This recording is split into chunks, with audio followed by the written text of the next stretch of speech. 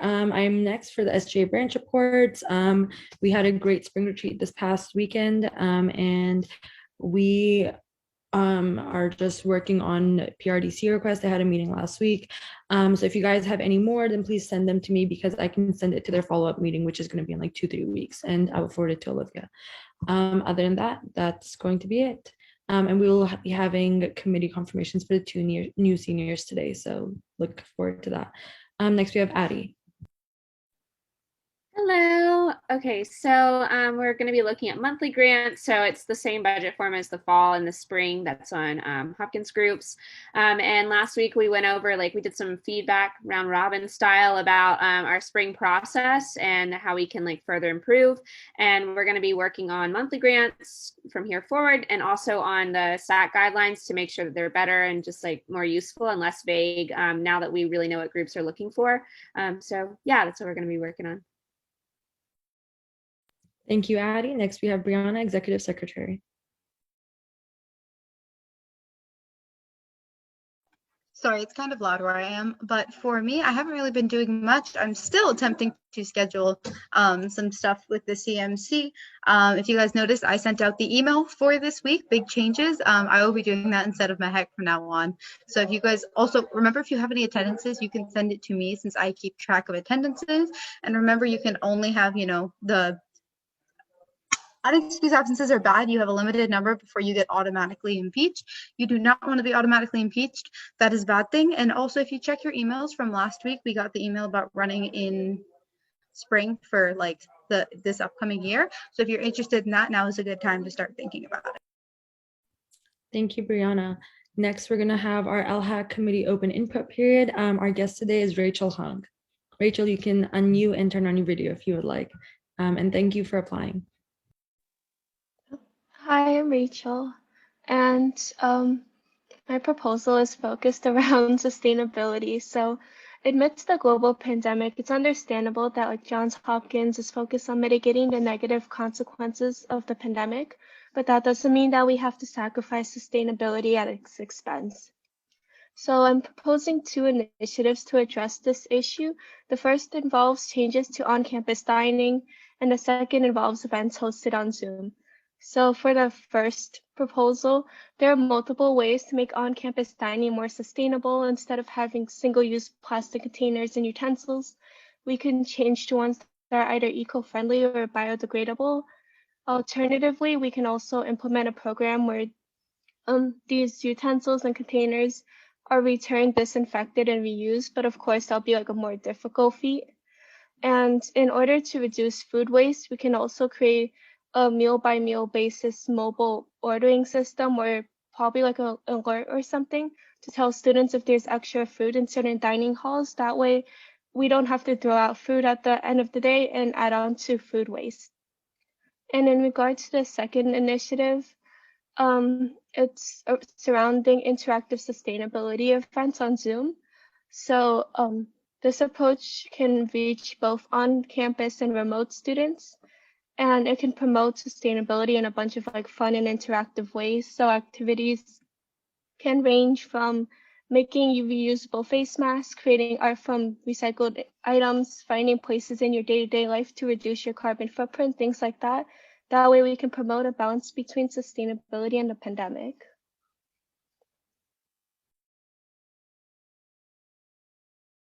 Thank you. Thank you, Rachel, for your feedback, and we will definitely look into that.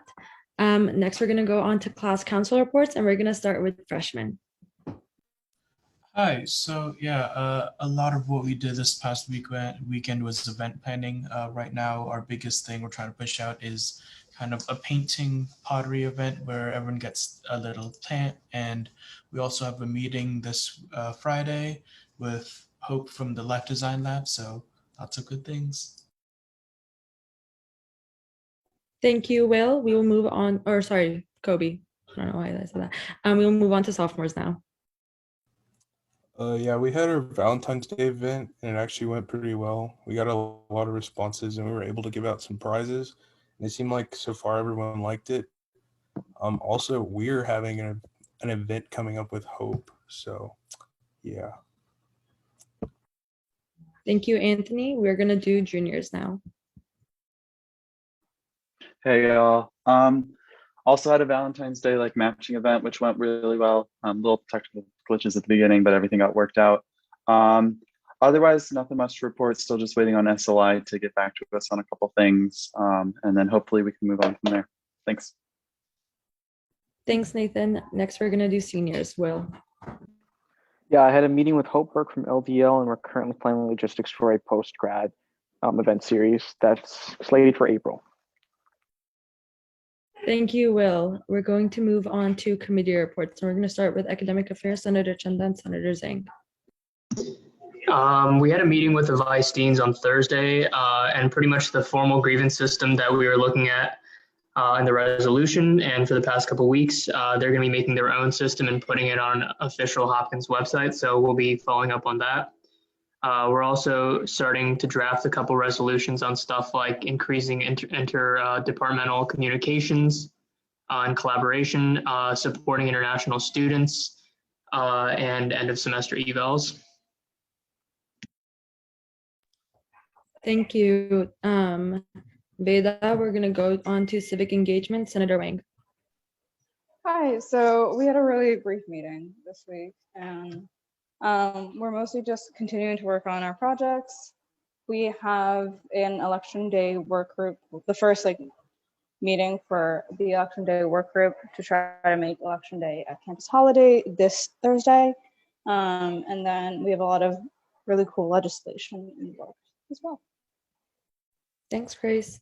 We're going to go on to Finance, Senator Ha. Hello.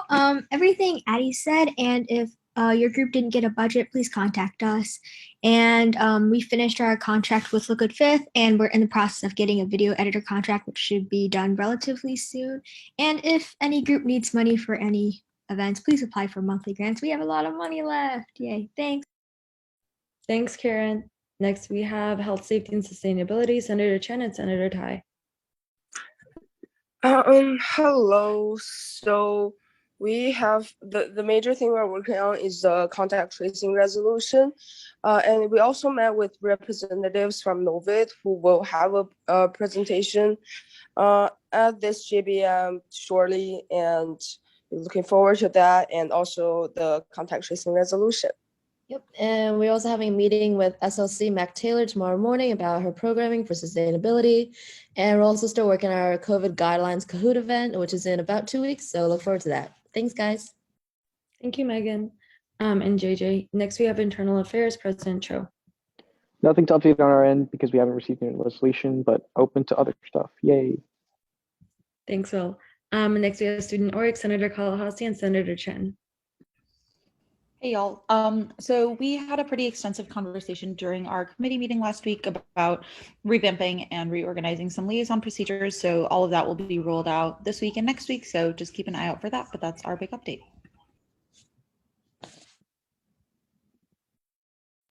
Thank you, Ananya, and thank you, Megan. Last but not least, we have Student Services, President Singleton. Oh yeah, we met Sunday and today just to talk about some of the ideas we brought up during the retreat. That's about it. Thanks, Anthony. We're going to go on to caucus reports, and we're going to start with the Black Caucus, Senator Oninanya. We don't have much to report, just getting people to submit videos. I mean, like the last day of submissions, according to BSU, was yesterday for the Black student experience. So we've just been keeping an eye out for that. But apart from that, not much meetings or plans. All right, thank you, Obi. Next, we have the Hispanic/Latinx Caucus, Executive Secretary Soldatelli. So big things are actually happening on our part. Both Elena and Talia made forms. We ended up not realizing the other person made them. So we have an interest form that will be going out. I'm hoping to email it out after I go home tomorrow. So hopefully Wednesday and Thursday that'll be out. We also have our list of everyone. So things are in motion, and by next GBM or the one after that, we should have a list of people who are going to be involved with that. In addition, as usual, if anyone wants to help out, let me know. Always willing. Thank you, Brianna. Next, we have the Women and Gender Minorities Caucus, Senator Rieger. Katie and I went with Sam to inventory the menstrual products in the SGA storage room, but other than that, nothing to report. Thanks, Elena. And then we're going to do our advisor reports, Carolyn. Hey everyone, just wanted to say I enjoyed spending time with you on Sunday at the retreat. I'm going to do my best to send an evaluation out, and I would appreciate it sometime this week, and I'd appreciate it if you all fill it out once you receive it. We'd love to learn about the experience you're having and how we can improve in the future.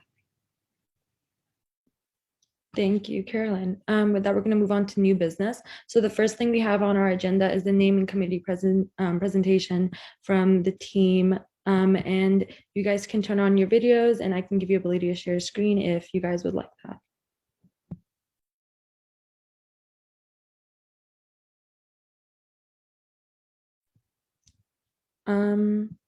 Unless they're not here.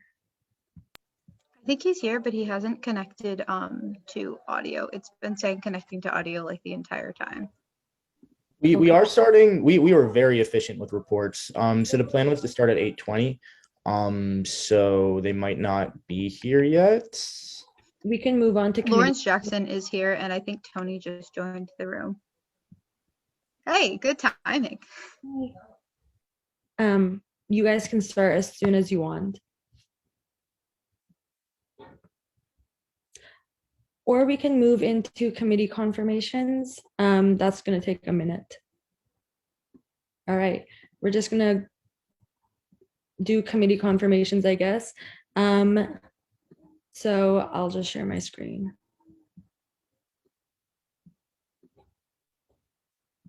So we're going to be confirming, hold on, I don't know if it's showing.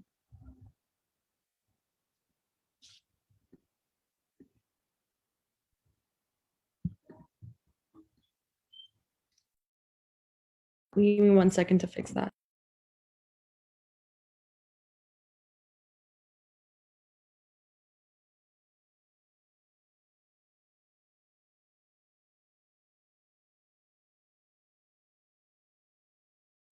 So we will be confirming Elise to student orgs and to health, safety, and sustainability, and Anish to academic affairs and civic engagement. So would anyone like to make a motion? Motion to vote. Could I get that? Seconded. All right, all in favor of moving into voting procedure, please go to the reactions tab and hit the raise hand feature.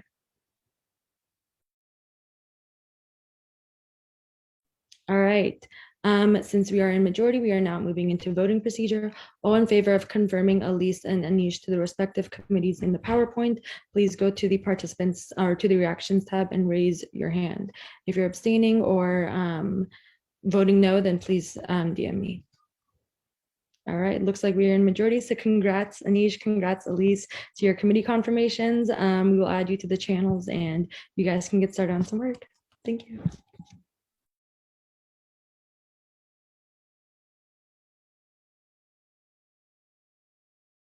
All right, we're going to move on to the next business item, which is the naming committee presentation. So you guys can share screen or mute and unmute and begin whenever you would like. And the people presenting here for us today are Lawrence Jackson, Anthony Anderson, and Karen Horton. So whenever you guys would like to start.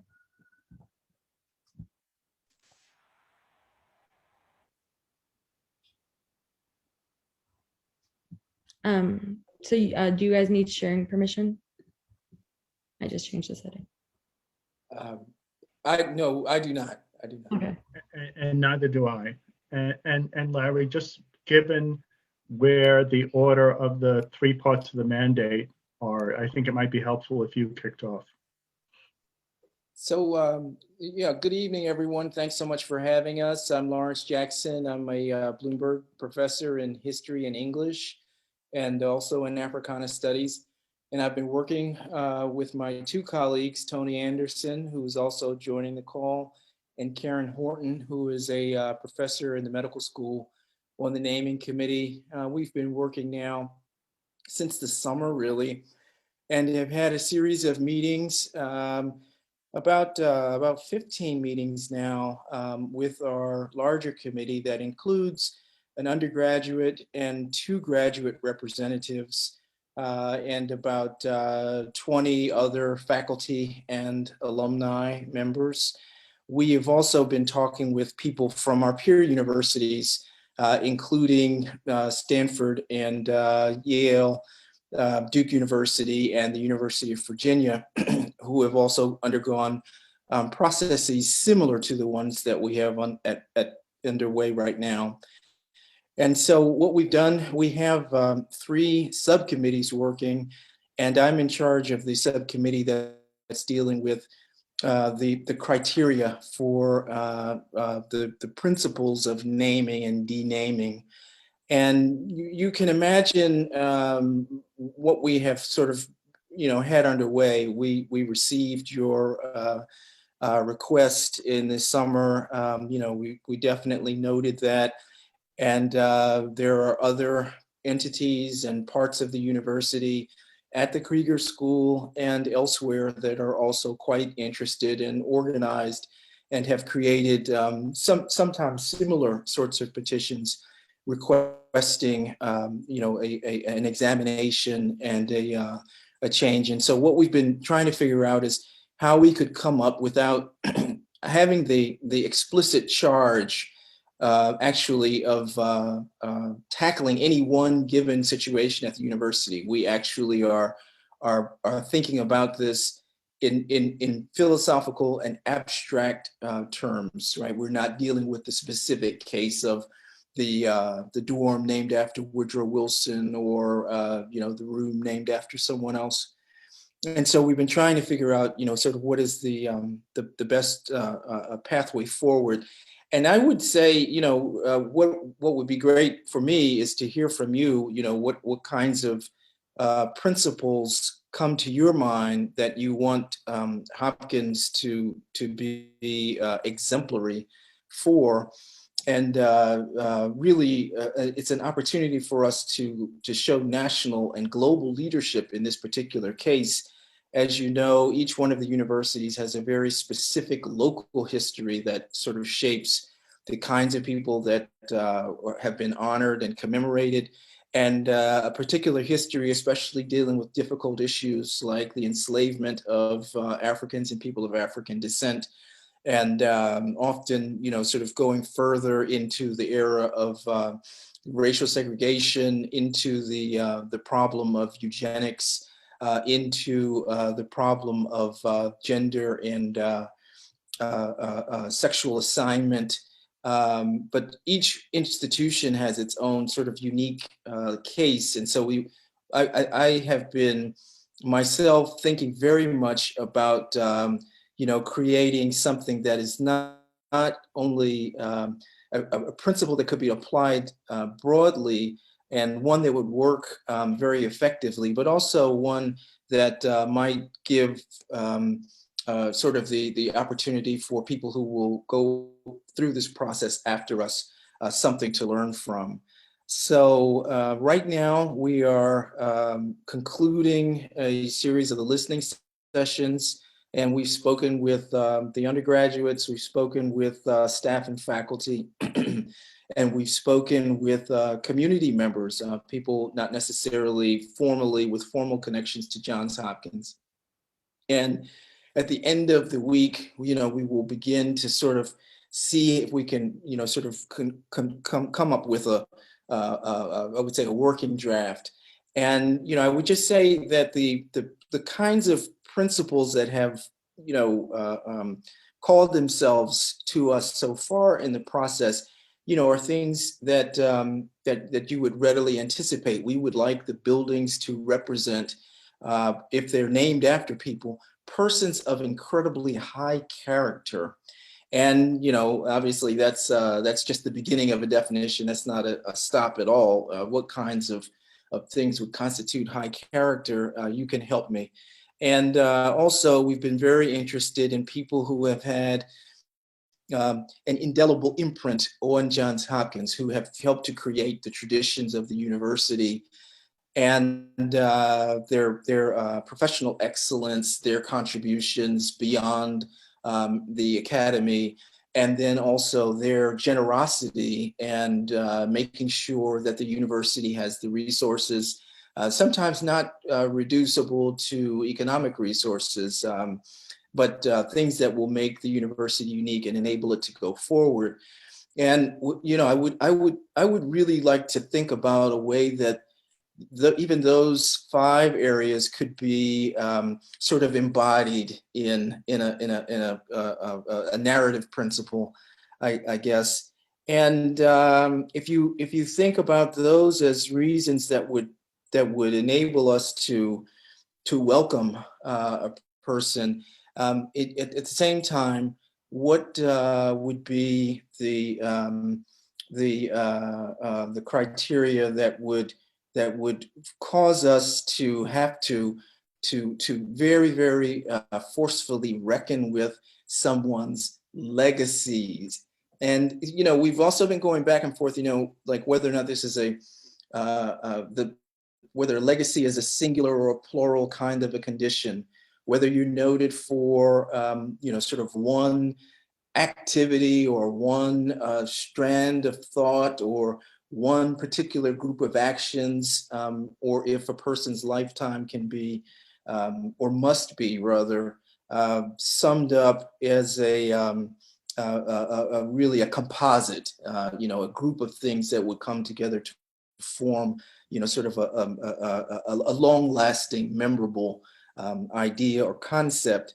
But I think the thing that has been so significant to us is the idea of injury and the existence of injured communities, injured groups, the way that harm can, in a sense, sort of ripple out from an originary act to subsequent generations. And that's been something that we also have really been like grappling with and wanting to capture. So, that's really like the work that we have underway with our committee on criteria. And we've also been working on a preamble to encapsulate what Hopkins is known for and knows itself to be about. What are our unique values as an institution? And interestingly enough, I don't know if you all know this, but I grew up in Baltimore. So I've known of the Gilman School, my whole life, but never sort of thought about the first president of Hopkins, Daniel Coet Gilman. But one of the other things that we want to make a part of this document or a part of our recommendation to the administration is that we are well aware that naming is not it's not a permanent process. You don't just sort of end with one time saying, well, we'd like to call this this building after sort of a famous person, a wealthy donor, someone who contributed something. That it's an evolutionary act and one that we have to reckon with, that will sort of consistently shift and change. And in fact, that's in the inaugural address that Gilman gave when the university was first coming together, when it was still downtown. But this idea that there will be an evolutionary aspect to Johns Hopkins is also one that's significant, and that it's working its way in the document. Tony, you want to go?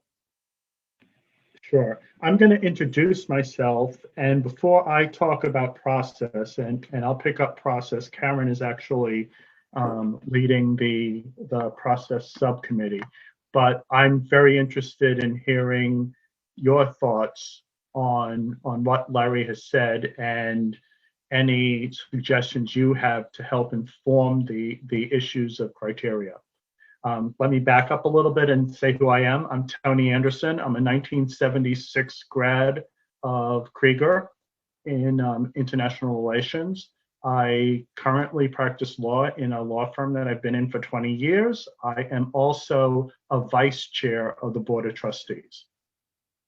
And I am heading up a subcommittee on contextualization, and I'll get to that shortly. But I really do want to hear your thoughts on criteria and following up on the introduction that Larry has made before I go into process.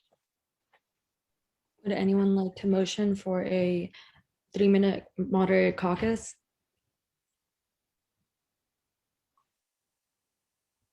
So anyone can motion. Motion for a 3-minute moderated caucus with 45-second speaking times. Nice. Seconded. All in favor of moving into a 3-minute moderated caucus with 45-second speaking times, please go to the reactions tab and raise your hand.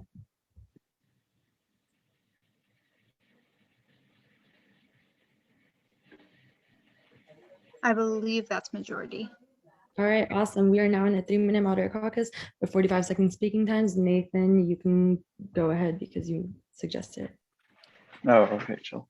I guess for me, the only like immediate reflection on Dr. Jackson's point is just that I feel like if we can anticipate in any way that a name would do harm, that's, you know, a pretty basic metric that I kind of look at when I was, you know, thinking about the naming, especially as it was an active discussion, you know, in July. I also just had a question, and this might not be the best forum for it, but I know that the naming committee was established in July, and that was before all the like revelations about like Johns Hopkins came out. And so I'm interested if your approach or, you know, the way in which you're coming up with these criteria about renaming has any influence or is influenced at all by the fact that we now have pretty significant facets of our university and their names that could potentially be affected by the criteria that you set out. No, our process hasn't changed at all. Thank you.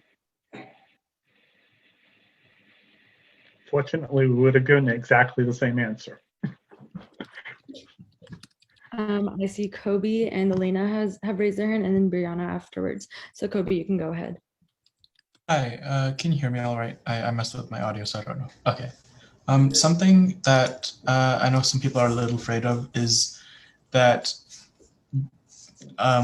especially since there are a lot of this is surrounding, you know, like slave owners and people who have just shown ideals of white supremacy. A fear is that something will happen where we just name something after a minority, and then it just becomes that kind of just tokenization. I don't know if that's the correct term.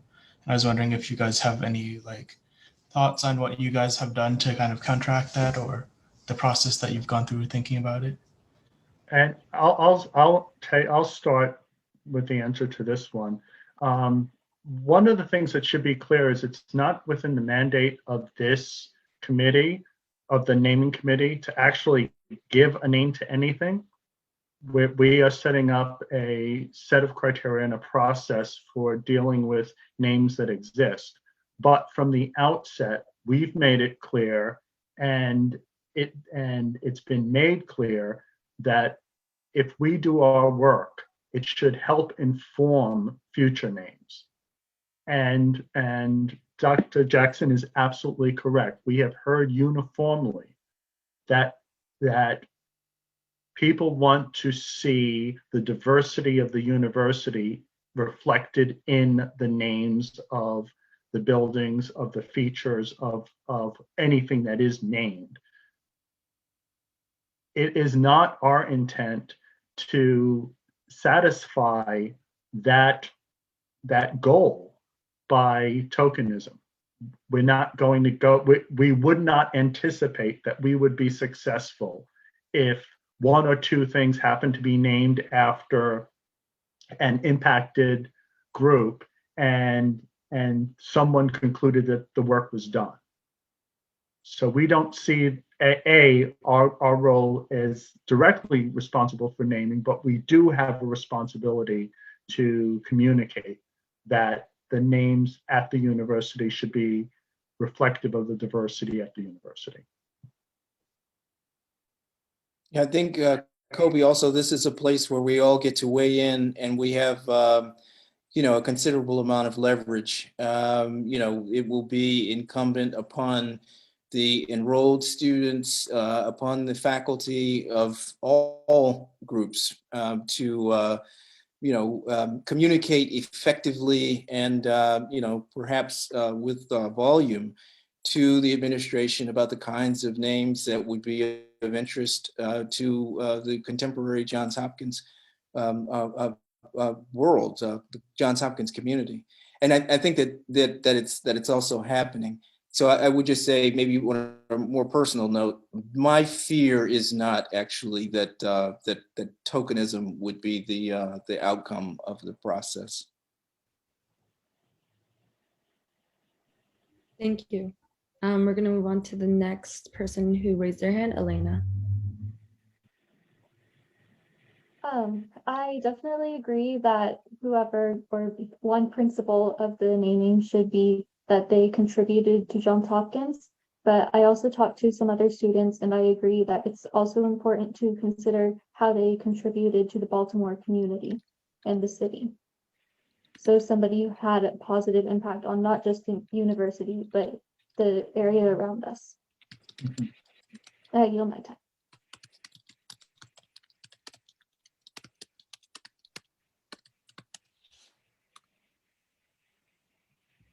All right. Brianna, you're up next. So Alana kind of said exactly what I was going to say. It's from my conversations with people just casually, it seems like a lot of people are kind of worried about the possible negative reputation or, association Hopkins has with the greater Baltimore community. And they see this naming criteria as a way to kind of bridge that gap and recognize some of the achievements and positive interactions Hopkins has had with the Baltimore community. And a lot of people are interested in a name that reflects that. In addition, I just wanted to thank you guys for taking time out of your day to come speak to us. It really means a lot that you value our input as student leaders and that we can be of assistance to you. So thank you for coming. Thank you for having us. Thank you, Brianna.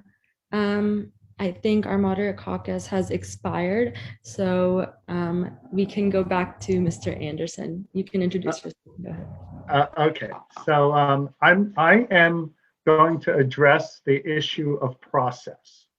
One of the challenges at Johns Hopkins is it's an extremely decentralized being. There are 9 schools. There's countless departments. There's multiple geographic locations.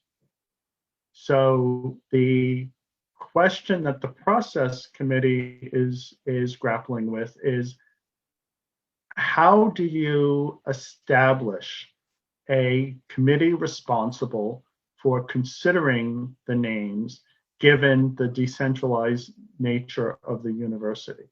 Should we have a standing committee that is central and reflective of the various divisions? Should we have an ad hoc committee? Should we have a hybrid that has a standing core but is augmented depending on what the name is and where it comes up and if it's in multiple schools, because that will happen. And so we've talked in each of the listening sessions to the communities to get a feel for what they thought might work. We think it would be helpful to hear from this group how a committee should be set up. And one of the givens is we already know that the committee has to have student representation. So you can share that if you want, but take that as a given.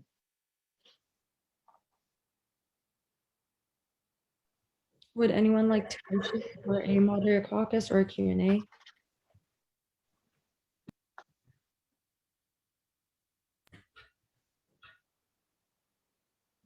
I'll motion for a 5-minute moderated caucus with 30-second speaking times. Could I get a second? Seconded. Okay, all in favor of moving into a 5-minute moderate caucus with 30-second speaking times, please go to the reactions tab and hit the raise hand button. If you're abstaining or voting against, then you can privately DM me. All right, that is majority. So we are now in a 5-minute moderate caucus with 30-second speaking times. And Anthony, you can go ahead. And please remember, when you're in a moderate caucus and you're done speaking, please just say, I yield my time. Sure. I actually think that what you mentioned about the ad hoc committee is interesting, because I think this is one of those situations where it's especially useful to have people familiar with the particular issue that you're dealing with. Like, so on a name by name basis, on a context by context basis. And I personally think that the ad hoc kind of aspect of that, like pulling in people that are familiar with the issue at hand for each instance, would be super helpful. And I yield my time. Thank you. If anyone wants to be next or added to the speakers list, please raise your hand. Nathan, go ahead. Yeah, just a quick thing I wanted to add on. If it was an ad hoc committee, in terms of who would have the final say, would that still be something that's subject to approval by, say, like the Board of Trustees for like a building renaming? Because I think in terms of building trust, it would be helpful if like the institution that, you know, is tasked with, you know, really gaining the knowledge and having these deep conversations about naming would be the ones that are actually responsible for making that decision. But I know that with university structures, that can be hard. And the simple answer is that there would be some category of names that would have to go to the trustees. So if it were the renaming of one of the individual divisions, that clearly would have to go to the trustees. Dave, I suspect that there's a mix on, and I don't know where the break is, so I can't tell you. There would be a mix on buildings that the names would have to go to the trustees. But when we're talking about the process, we're really talking about the recommendations coming from, how the recommendation is built, and to go to whatever the decision maker. Nathan, can I ask if there's any particular at any local level that you think a decision should be made, and if you could use any kind of concrete example, that would be helpful for us. I mean, I think just generally having that accessibility of like more of a core naming committee is good for as many things as would be, you know, reasonable. I mean, obviously, like Dr. Anderson mentioned, things like, you know, divisions, you know, that's not going to happen. But I think, you know, Board of Trustees in general is viewed as more of an enigma. And I think that when you're trying to build that, you know, trust relationship and, you know, show that you're not trying to tokenize the population and that you are trying to take these things into consideration, having that be a more visible, a more accessible process done at what is perceived to be a lower level, I think would be valuable. Mm-hmm. Thank you. Well, that's helpful. And I wanted to follow up on the first person who asked the question. Was that Anthony? I believe so.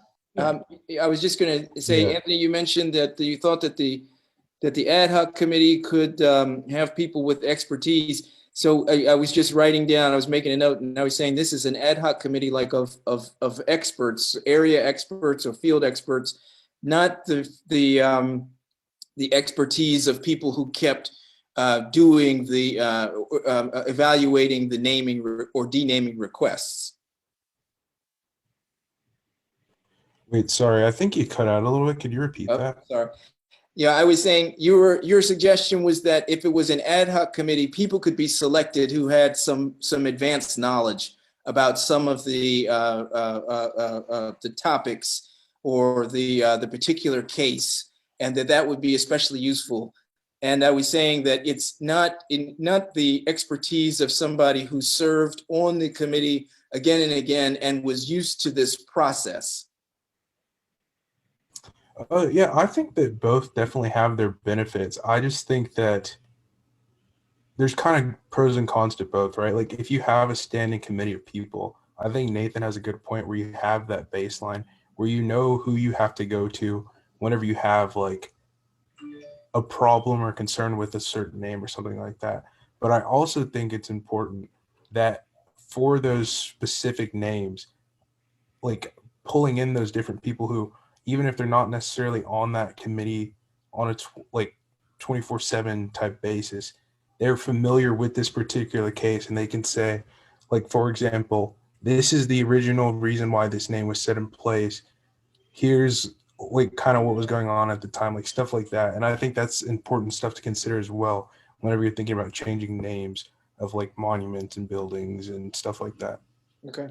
So Anthony, what I'm hearing is actually a hybrid, potentially a standing committee core that's augmented to capture the individuals who would have the best knowledge about a particular name. Yes, sir. I see Sam is raising his hand next, so Sam, you can go ahead. And after you will be done, I think the moderator caucus will expire, but we can extend it if we have a motion to extend it. Cool, sweet. Yeah, I mean, first of all, thank you all for coming again. I mean, I just have a couple things. In terms of the core and like the ad hoc idea, I also think that makes a lot of sense. One thing that I have kind of on that, so there's a vaguely similar like ad hoc committee that we have at the university, which is like the public interest. I'm forgetting the acronym, but it's PIAC. It's the one that looked into fossil fuel divestment. And I know that like one thing, at least vaguely in my experience with that, I could be mistaken, but it's a little bit confusing on how exactly to like, prompt it to convene at a certain point to deal with a certain issue. So I think one thing that would be important about the ad hoc, and I'm sure you already have this in mind, is just to like make it, I guess kind of clear or accessible on like how to petition, I suppose, the ad hoc committee to convene, especially sort of from a student perspective. The second thing I have in terms of just like who would the students be on the committee?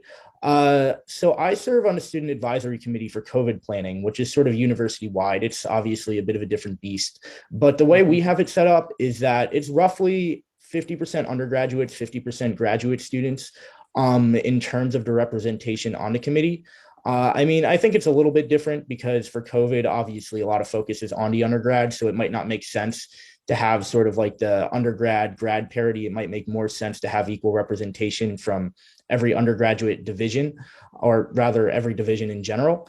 And I think the other thing too, in terms of finding students, one, I mean, this I suppose is obligatory because I'm the president of SGA, but I think it'd be great if there would be, an SGA spot on the committee whenever it forms, just because, we're at least not hypothetically, we are representatives, sort of elected representatives of the student body. So hypothetically, by proxy, we should, be a good proxy for what they believe.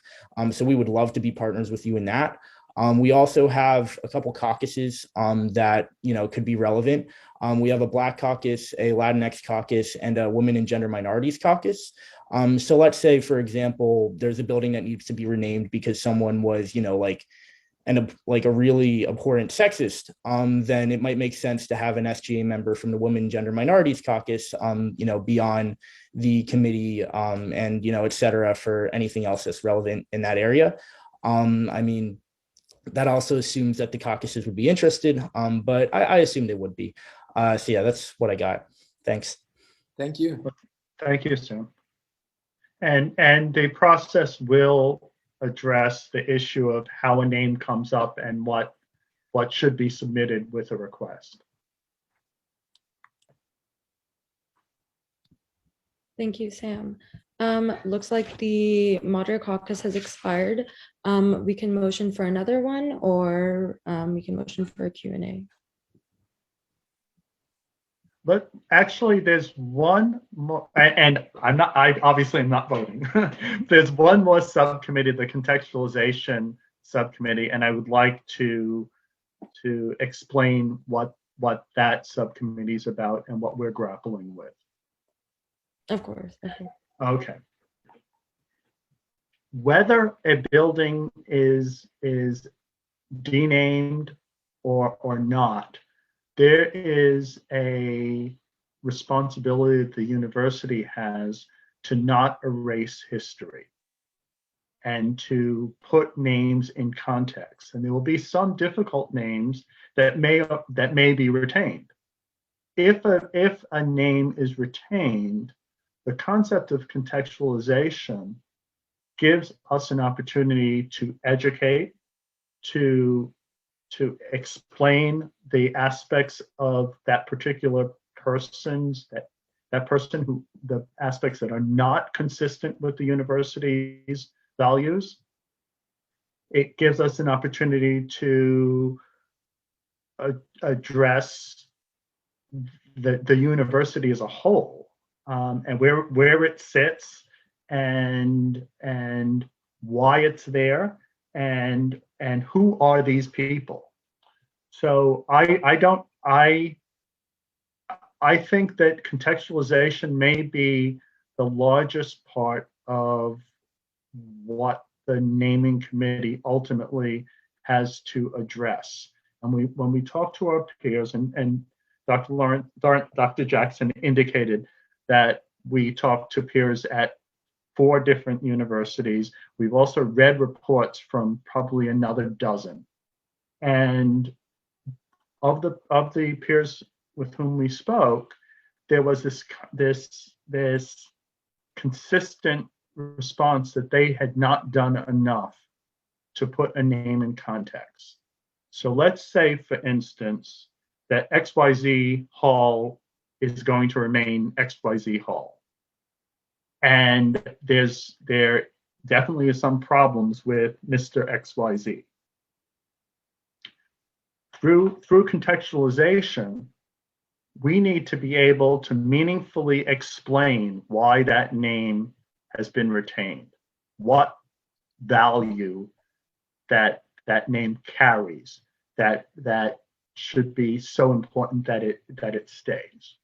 So one of the suggestions that came up in our listening session with students is the concept of putting a QR code next to most of the names, so you could figure out who these people are. In the contextualization subcommittee, we're coming to the conclusion that we have to do something a little more meaningful than that. I mean, it is education to tell people who these people are, but we want to provide something that is lasting, that does inform and does explain. And this is something not only if a name is retained, but if we remove a name. Tony, could I introduce a term before we open up? Yes. And that would be mitigation.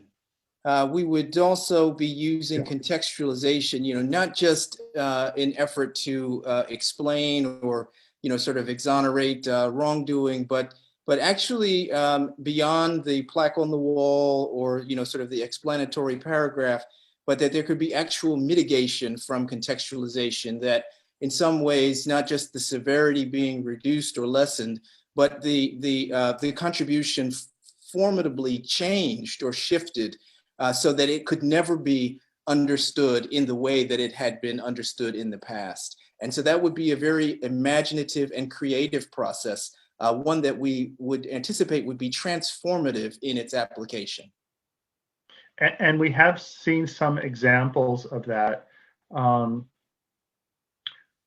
At University of Michigan, Martha Jones did a wonderful exam contextualization. Their university is built on a land grant where the land was essentially taken from indigenous people. And so much of her work helped create an awareness of what was happening at this university and bring it to the minds of the people who were currently walking across the campus. And so in contextualization, we're trying to be as creative as possible. We suspect that to make this work meaningfully, there has to be a body of experts who are prepared to address the issue of contextualization. We happen to be a research university, and we suspect that there'd be people prepared to do the research, students and faculty, but we want to find out some way to do this creatively. So it's not just a plaque on the wall, that it's something meaningful. Because we suspect that if we just put plaques next to a building, the 10th time you walk by the building, you won't even realize there's a plaque there.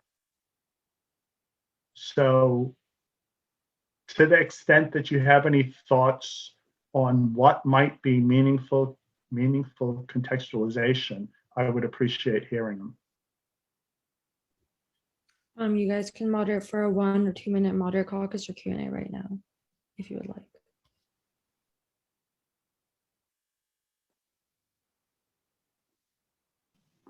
Can I motion for a 2-minute moderated caucus with 30-second speaking times? Could I get a second? Seconded. Okay, all in favor of a 2-minute moderate caucus with 30-second speaking times, please go to the Reactions tab and hit the raise hand feature. If you're abstaining or voting no, then please privately message me. All right, looks like we're in majority, so we're now in a 2-minute moderate caucus with 30-second speaking times. Talia, the floor is yours. Yeah, so I just wanted to mention that I think maybe like a centralized website or some link, that type of thing that could really like offer that contextualization of the names of buildings and those types of things. I think that would be helpful just in terms of like getting that information out there and really telling people the whole story about how these names were given to whatever building, whatever it is. And then also like, I think also just like considering having historians really be crucial to this committee to really help add that context would be useful. I yield my time. Thank you. If anyone wants to be added to the speakers list, you can raise your hand in the Reactions tab. I have a simple question I want anyone who wants to speak to think about. What would make a difference to you from a contextualization standpoint? Your students, you're on the campus. What would make a difference to you? Megan, I see you're raising your hand, so you can go ahead. Yeah, I haven't had enough time to think about the prompt that you just gave us, but just going off of what Talia was saying, a couple of ideas on how to like allow like students to know about the context relation, everything. There are a couple of resources that I'm not sure if you guys are aware of, but specific to like first year experience. So whether it's like orientation or there's something called a first year mentor, which everything is a part of. Yeah, first year mentor. There's also classes specific to first years, such as, sorry, I thought Brianna was talking about me. There's a class for first year students called hop-in classes you can also look into. And also another idea for just in general for the Hopkins reputation and all of that is maybe even incorporating an element of these little like, how do you say it? The click things that you take with your picture with your phone. I'm forgetting the term for it, but incorporating that. Yes, QR codes, thank you. I still am a CS major. Incorporating those into the tours of campus to give everybody like a brief overview of Hopkins. And thank you. Thanks. I know Brianna wanted to say something. Brianna, you can go ahead. Yeah, I agree with what Megan said because I am a first year mentor and I'm also close with a lot of the freshmen. And I remember like as a freshman, I wanted to know the history of the buildings and like I remember Googling random words like what does Remsen Hall mean and that kind of stuff. But I didn't really know how to except for Googling. So I think like everyone's been saying, if we made it more accessible with the website, with the QR codes, I don't think it's a matter of people being uninterested. I think it's a matter of people not knowing how to access the information. So if we publicize it more, maybe send it out in a couple of emails, post QR codes around campus, incorporate it into the orientation experience for all students, it'll help kind of give a background so people are more aware of the situation like you were talking about with the other schools. Thank you. Thank you, Brianna. Our moderate caucus has expired. But if anyone else has any suggestions or comments or feedback, please send it to me or Sam and then we can forward it. Or if there's an email that you guys would prefer us to email you at, we would also be interested in having that.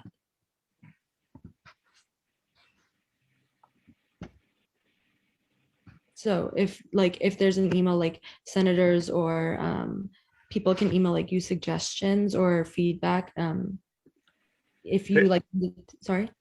There is a naming committee email and I don't.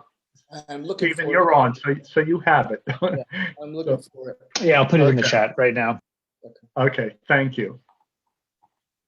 All right. Thank you guys so much for coming. And we will definitely be emailing you feedbacks and suggestions. And thank you for taking the time out of your day to come. Great meeting, everybody. Thank you for meeting with us. Take care. Take care. Thank Bye. you. Thank you. All right. With that, we're going to move into our next presentation of the night, which is going to be from Novid. So I know Macy, Highland, and Ariel are here. So you guys can unmute and turn on your video, and Megan will be introducing them.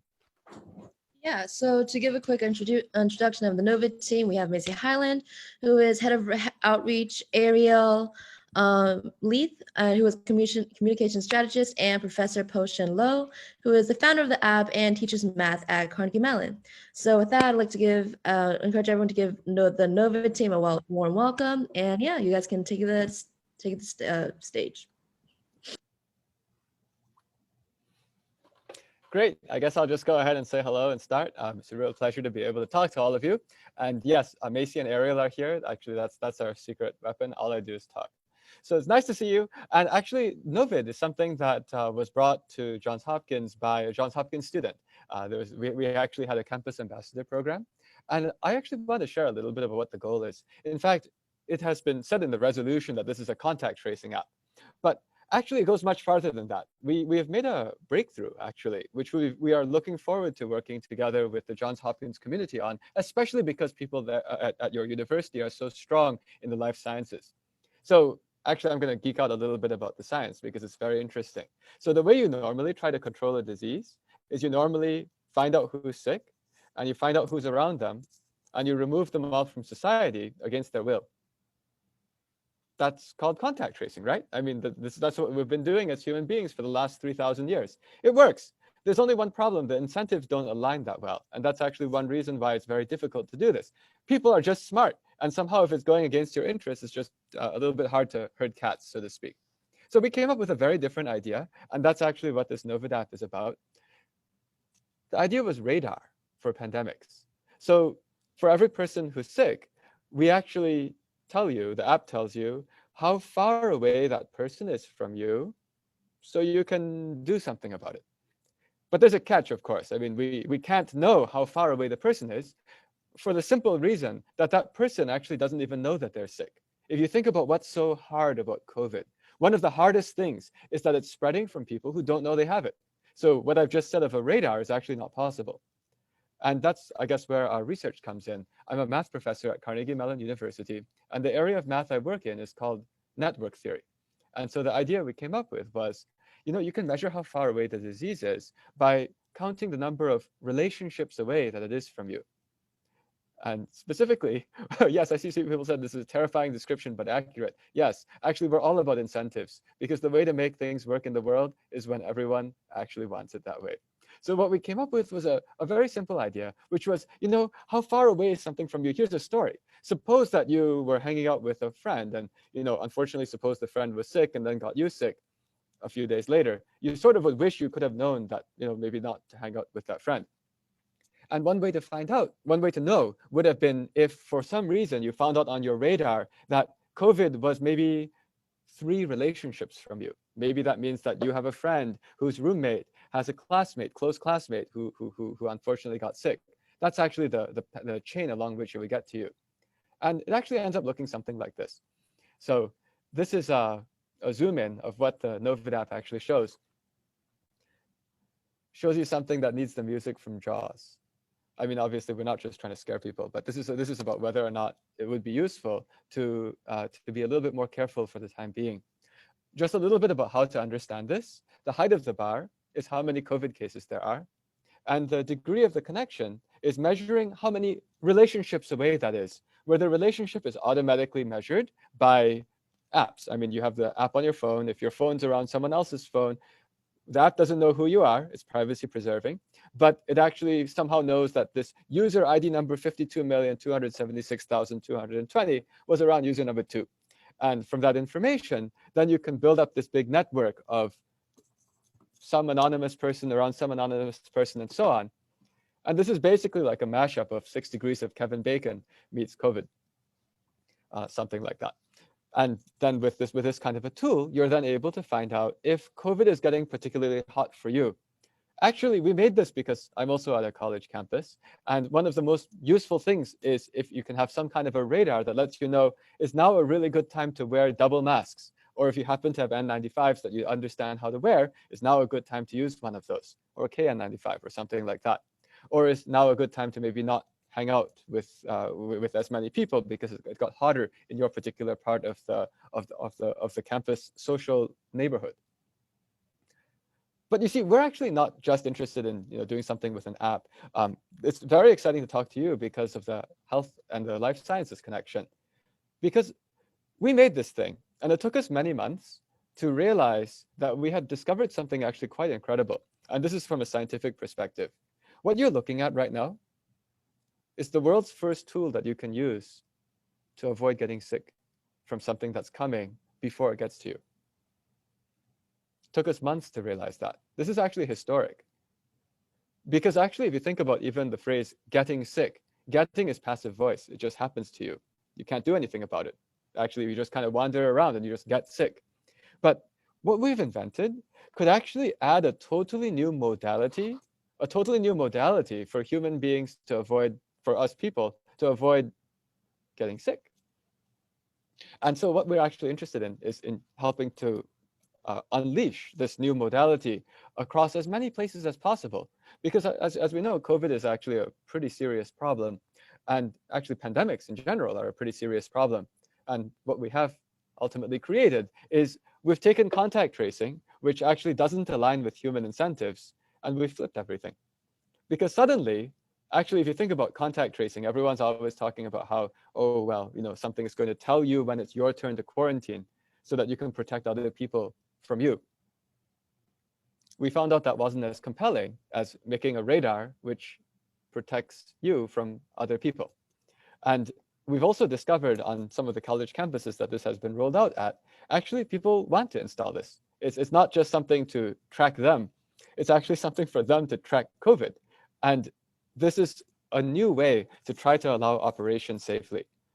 We're particularly interested in you guys because actually if this ends up being something that builds into a big collaboration, this would even be an amazing possibility for JHU as an institution to end up impacting significant amounts of the world. Because what we're doing here is we're actually showing a new way to fight disease. And this new way of fighting disease is sort of exactly what we need when we're dealing with this amorphous COVID, which keeps mutating with all the variants. Okay. So I want to stop here because I actually have I'm not very good at talking to a wall. But at the same time, I hope that maybe if there are questions or something that can go a little bit more interactive, this will be far more interesting for you. So if anyone wants to motion for a Q&A, moderator caucus, or anything, you guys can go ahead. Tell Wallace you're raising your hand. Yeah, I'd like to motion for a 5-minute Q&A with 45-second speaking times. This is the math board. Seconded. Okay. All in favor of a 5-minute Q&A with 45-second speaking times, please go to the reactions tab and hit raise hand. If you're abstaining or voting no, then please privately message me.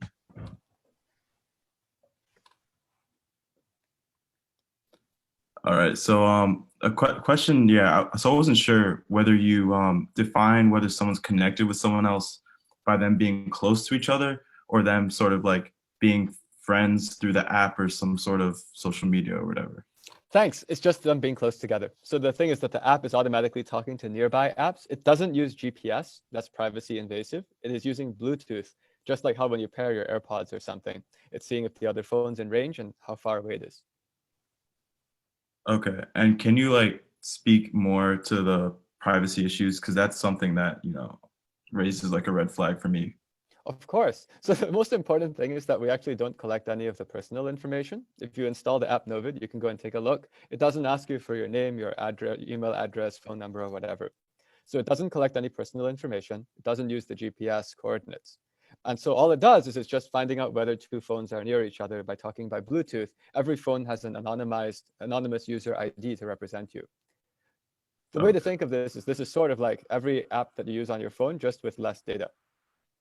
Okay. And about how far is the range of like the Bluetooth? The Bluetooth range happens to be approximately 30 meters, except that we only declare that you're close if you're within about 10 meters. Okay, thank you. Of course. I actually want to add a little bit more on the privacy thing, if you don't mind. Sure, sure. We discovered that, this is also why it's very interesting.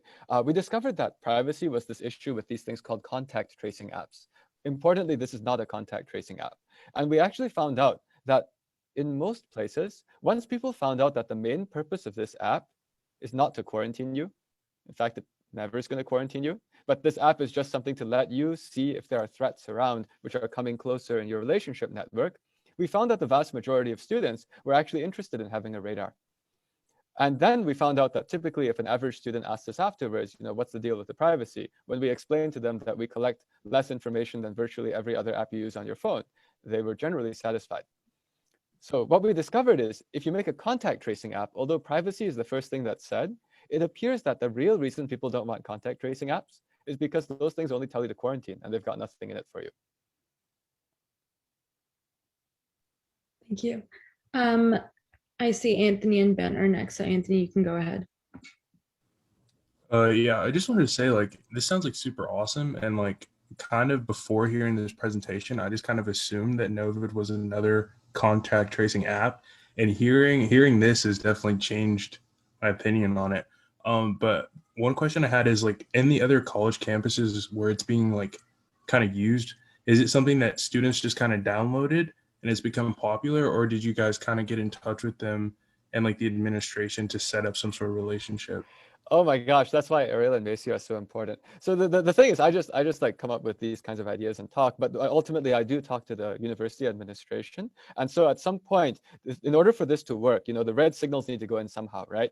And the way that works is it's actually also still anonymous in the sense that it's not like it's automatically finding out that, oh, that's you, here you're positive. No, the University Health Center, when they find out someone's positive, they give you a code. They have to get the code from us. That's how we make sure these are authenticated. We just give them a code. It's like a ticket with a number. We have no idea who they're giving it to. But then if someone types in that ticket that we just gave back into our app, we say, oh, that's legit. We gave that to Johns Hopkins, so it's a legit positive case. If you see where this is going, it's basically that there's a relationship between us and the university. And then after that, the students are generally just told, here's an app, it's a radar. And sort of like how you responded, Anthony, once people find out that this is a radar, once they understand what it does, it's revolutionary. And people actually generally want to join. And then it's never mandated. You don't have to mandate something like this. Thank you. I think next we have Ben. Yeah, so I understand the focus is on the radar. Are people also able to use it kind of in reverse for actual contact tracing, or would you recommend it be used in addition to a contact tracing app? Because the quarantines don't align with everyone's interest and may not be followed if advised, it is still a good thing to tell people when they should quarantine. Aha, okay, so I will now go into my proof of why contact tracing apps are completely bogus. So now, first of all, I want to emphasize, I said contact tracing apps. Manual contact tracing, please do it. Actually, please follow whatever the University Health Services asks when it's time to quarantine. You should. But here's the issue. The UK just analyzed their contact tracing app. And they went and published something about it. They declared it a success. Actually, if you read carefully the thing that they published, well, you know what? I have a screen share. Oh, that's dangerous if you give me the screen share. But let me just quickly pull this. I'm aware of the time constraints. That's the only reason I'm rushing. But honestly, the thing here is pretty interesting science. So let's go to this thing. The important thing is that, yes, here it is. So they did their analysis of their contact tracing app. Let's go here. This is their paper. For you guys, since there's so many people here involved in health and life sciences, you're used to reading these kinds of things. This is very recent, by the way. This is the last updated February 9th. And if you can see here, I have my mouse cursor over a 6.1 in the middle of the screen. I'm not sure you can see a mouse cursor. But it says that they estimated that on a contact tracing app, when the app told people to quarantine, they estimated that 6.1% of those people subsequently tested positive.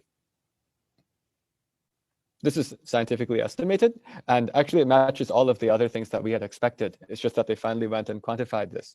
Now I have a question. Suppose you make an anonymous app that asks you to voluntarily quarantine.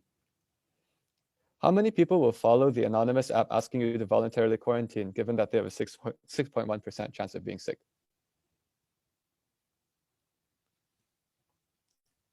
Well, I mean, almost nobody. So unfortunately, what I've just proven is that the entire effort to make contact tracing apps is completely wasted. It doesn't matter if 100% of people install it. The problem is that, see, this is where we come in as mathematicians. The problem is if you make a contact tracing thing and you flip one piece from enforceable to non-enforceable, you die. Because if you flip to non-enforceable, given that it's 6.1%, no compliance. And so actually what we decided is there's no reason to even ask somebody to quarantine through the app. Far more useful is to do what we've just done. And actually you're among the first people in the world. Well, actually that's not quite true. I've been talking to people like at the Chan Zuckerberg BioHub or at various international conferences on this contact tracing app stuff. But the general public hasn't yet found out this fact, which is that all of the effort spent to go and make contact tracing apps is just mathematically unfounded. Not even mathematically, it's just like on basis of basic human social behavior. So what you should do is you should do what we explained, and we have more and more scientists also understanding that this is the right way to go. If you want to do any of this stuff with apps, you make a radar. And we happen to be the only group in the entire world which made this observation. And so that's why we're very happy to work with you. Thank you. I just had one question, and then Ben, you can go ahead. Have you already approached the university about this app? Like, did you do that in like August, or is this just like kind of a new thing? When we were introduced to some people in the IT department of the university somewhere during the summer by somebody who was a volunteer who liked what we were doing. At that time, we hadn't realized that we had invented something this powerful. At that time, we were barely starting to understand we might be onto something. It is really only in the last 2 to 3 months, that we realized that we've invented something that actually could fundamentally change the way public health works. It makes it actually, funny thing is public health sounds like it's a public good where you've got this coordination of all of these behaviors. Actually, the beauty of what we've made is it automatically coordinates behaviors because every single person is incentivized to do the right thing. The idea was simple. Think of every zombie movie. Got sick person, got the people around them, and those people don't want to be removed from society against their will, and it just keeps infecting. Our idea was simple. Just tell more people a little bit farther away, they'll run away. It's like if you play video games. Can you imagine playing a video game without a radar? Or rather, once you get the radar, how does that change your video game? It's a game changer. And so what we just did is we said, okay, we've got this. And what I'm really interested in here, okay, if you can tell, it's not just like, we use it in the university community. It's because Johns Hopkins is a specialist in life sciences and public health. There's an enormous opportunity for collaboration on the research side, because on the one side, it will, of course, it'll be useful for all of you guys. But on the other side, what we're collecting, this is also now interesting because you asked about privacy and data. Let me explain what we're doing because I want to be upfront. There's a fundamental difference between what we're doing and all of the Google, Apple guys. We actually are intentionally collecting this anonymized network. What that is we're sort of like Facebook and Google and Apple, except that we're intentionally not associating those with people's names, whereas they are intentionally associating them with names and selling it. But what I'm trying to do is I'm trying to have this big data network. And we're actually we're finding out labels of various vertices, nodes, based on various information about COVID or symptoms. This is actually the way to fight a disease when there are 4,000 variants and 6 vaccines. Nobody in the whole world has a clue how long the vaccine immunity lasts. And without COVID, no one has the way of finding out. I think that's horrible. And so if you can sort of tell, I'm a crazy scientist, I'm not a businessman. But what we're trying to do here is if we build something like this, as we have, and we have it used by people who actually want to use it because it defends them, what this is going to do for public health and epidemiology and science is that it will actually finally give the information we have to stop flying blind. Thank you. All right, Kobe, you're up next. First off, I'd just like to say I'm not even on campus, but your whole presentation has gotten me excited to download Novid. But a kind of question I had was, how have you worked with like student governments at other universities? Because you kind of talked about how it wasn't useful to like mandate this for students to download on their phones, and kind of how do you get students to just download the app and use it and keep their Bluetooths on? if they don't Okay. have the chance to listen to this presentation. Well, first of all, that's where this team is extremely important. There's no way I can do any of this all on my own. And what we do is, again, I give this kind of presentation to you guys, but Macy and Ariel are wonderful people who then work with all different groups within the university. In fact, we just do this because this is what needs to be done. And so as this happens, the communication starts to go from many different directions. One important thing is that the central administration has to say, we're excited to use this thing, and we're going to help give the codes so that if you're positive, you can enter, and then there's red signal on the radar. That's essential. But then the next thing is I see you guys have such a robust student government group. In fact, when I see this many people on the call who are actually engaged, I say you guys have a hope of having this work. Because then it starts to go out. Because what happens is you guys will hopefully help to introduce us to the RAs. Actually, the magic that we've found is if you can just move in through the residential communities, what we do is we don't actually tell anyone they have to install it. All you have to do is explain to the RAs what this is. Usually that makes the RAs want to install it because that keeps the RAs safer, if you know what I mean. Any staff member who works with a lot of students, this makes their life better. So it's just a matter of letting the information flow. Usually student government can also introduce us to the student newspaper. Some universities will get us, will bring us onto their Instagram or whatever. And just to give you an idea of the dynamics of how this works, we've also solved that. This is all about game theory. So this is what happened at Georgia Tech 5 months ago. And some random person, Gandalf Blue 12, no idea who they are, started saying something about the charts are unbelievable. Selecting things is hard. Anyway, and let me show you what their chart showed. Oh, it's on the next thing. So here's their chart. Zoom out. This is what Novid looks like when it's in full deployment in a location where there's lots of other people on it. You see 1K, 1,000 people connected. Zooming into here. What this is showing is that it's not how many positive cases there are, but it's showing this person, Gandalf Blue 12, how many people around them are using Novid. And what you see is that they have at degree of connection 1, meaning the people who spend time with them, there are 2 people. And then there are 3 people that spend time with those 2 people. There are 20 people who spend time with those 3 people, and so on. And then with this, you just like immediately grow into like thousands of people as soon as the app has an R0 of at least 2, which I think in this Johns Hopkins community, I can use that word to say. We've actually invented a viral app to fight a virus that spreads along the same network that COVID spreads on. And all you need is that every single person just needs to have, not every single, as people are on the app, they get 2 people around them to install it. And then it just starts to spread.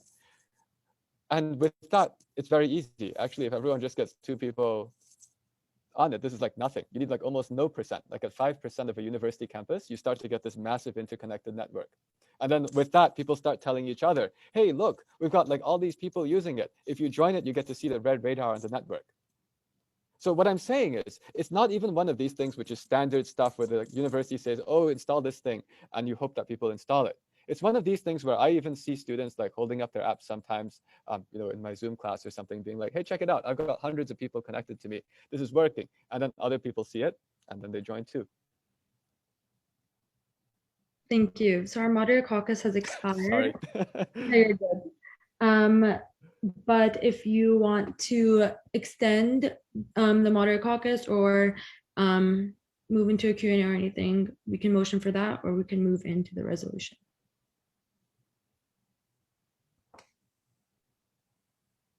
Sam, I see you're raising your hand. I can't motion, but if someone else could. Yeah, I can motion. Motion for a 3-minute moderated Q&A with 30-second speaking time. All right. Do I have a second? Second. Okay, all in favor for a 3-minute Q&A with 30-second speaking times, please go to the reactions tab and hit the raise hand feature. If you are against this or abstaining, then please privately message me.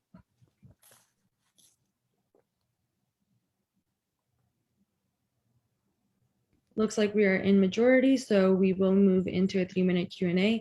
Megan, you motioned it, so I'm going to give the floor to you, and then we're going to go on to Sam. Yeah, I yield to Sam. I yield my time to Sam. Cool. Hi, thanks for coming. So I have a couple questions just on, I guess, sort of the logistical end. The first one, and this will be a 2-parter, so I'll put myself back on the list. But it's our understanding that you've already been working with student groups on campus at Hopkins. Could you tell us a little bit more about that and how that's been going? I will yield this to my team because they have been doing that. Yeah, this is a relatively new initiative, so I can't necessarily give you any specifics on adoption rates or anything like that. What I can tell you is that the organizations that we've started working with are really excited about working with us, and that gives us a lot of hope because, as Poe mentioned before, once we have these conversations and people get excited and people start utilizing the app, that's when we start to see it really work. So I have a lot of hope for what this will look like, and we've definitely continued to make connections at JHU with different organizations and such. So I see this spreading throughout your guys' campus quickly if everybody continues to have as much enthusiasm as you guys have shown, as the other organizations have shown. But unfortunately, it is a little too early to give any stats or even report that it's being positively adopted or anything like that. Thank you, Sam. Would anyone else like to raise their hand? I see Will, Elise, JJ, and Grace, but I don't know if that's from the previous. No. JJ, you can go ahead.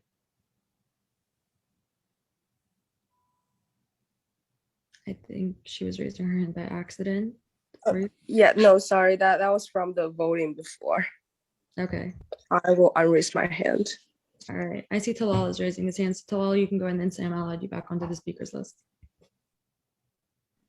Yeah, I'm sorry to harp on the privacy issues again, but something that I thought about when you guys said that you were going to work with administration and sort of have some sort of like data framework, arranged with them. I was wondering if the administration of the school would be able to use data from the app, seeing that this positive student was with this positive student and this positive student was with this positive student, to be able to sort of contact trace and sort of figure out,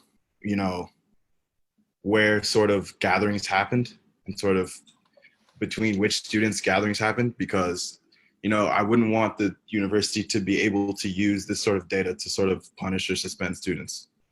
Fantastic. Okay, so the first thing is we actually designed this, so that's going to be really hard. The reason that's going to be really hard is because we don't measure any GPS information. So again, the kind of data that goes into our system is user I was with user J at 9:25 p.m. at a distance of 3 meters. So this is the kind of information we have, but there's no information that says who user I is ever. Now, actually, when I said collaborate with JHU, I wasn't interested in collaborating with them to analyze the JHU deployment. That's too small. In fact, what is more interesting is to build this relationship with JHU to go and analyze the deployment in the United States of America. So the direction I'm interested in is actually the scientific one of, we have COVID in the United States. Do we have any interesting variants? Is there something that's spreading faster than expected? That's how they might have discovered the B117 spreads faster than expected. So I hope that, I want to emphasize the kinds of data that we're collecting here. When you use the app, you actually don't give it your name or your email. You don't give it any pictures. So it actually doesn't have that information. Yeah, so I understand, the average user of the app, they won't have any sort of identifying information, but you said when there's a positive case, then the university will have some sort of number that can attach the student to, right? Thank you for asking, and this will let you know how much we care about privacy. So here's exactly what happens when there's a positive case. The university will have a way of getting a code from us. They ask us, could we have a code? Novid's like, here, have a code, this is a ticket. When we give them the code, then whenever anyone types into the app, I'm positive, and they type in that code, we check, have we seen that code before? That code came from us, it didn't come from the university.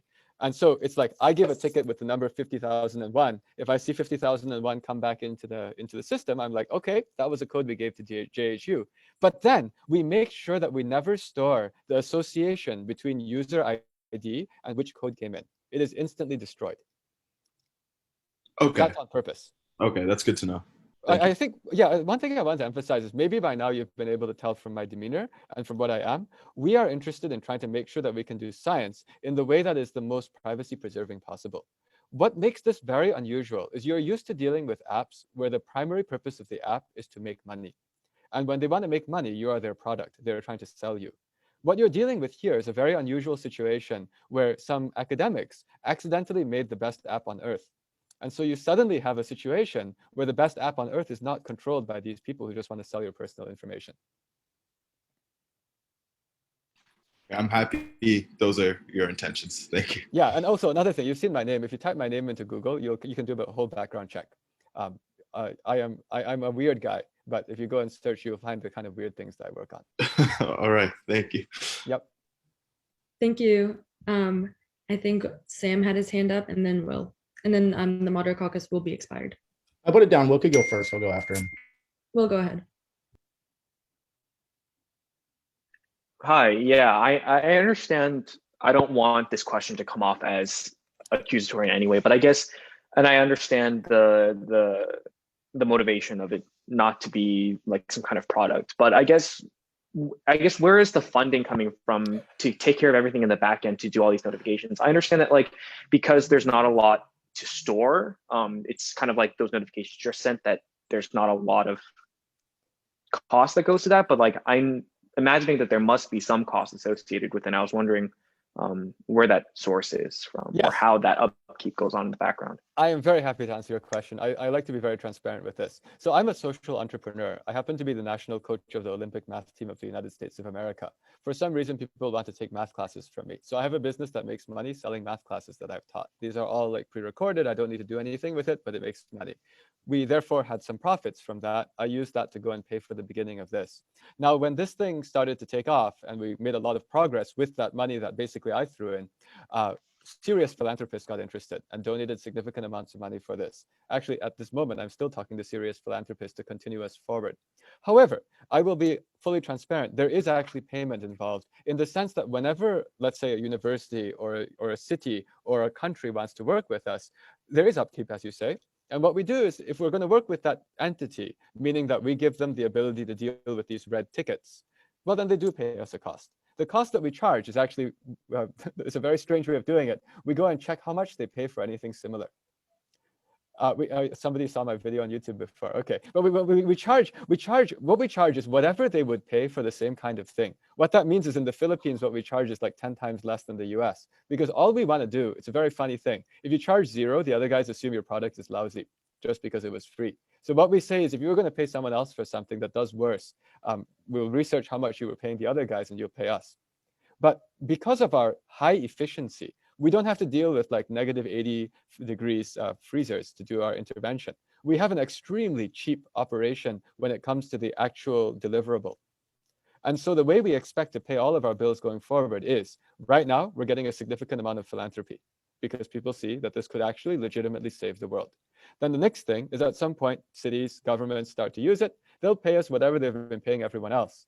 But we don't need to sell advertisements, if that makes sense. Okay, and just to quickly follow, another question to that is there feasibility for scaling up if this were to get very large? Yes, so if you search me on Google, you'll find out that I also have a background not only in math, but in algorithms. So with that, I actually contributed some of this, but I also hired some superstars.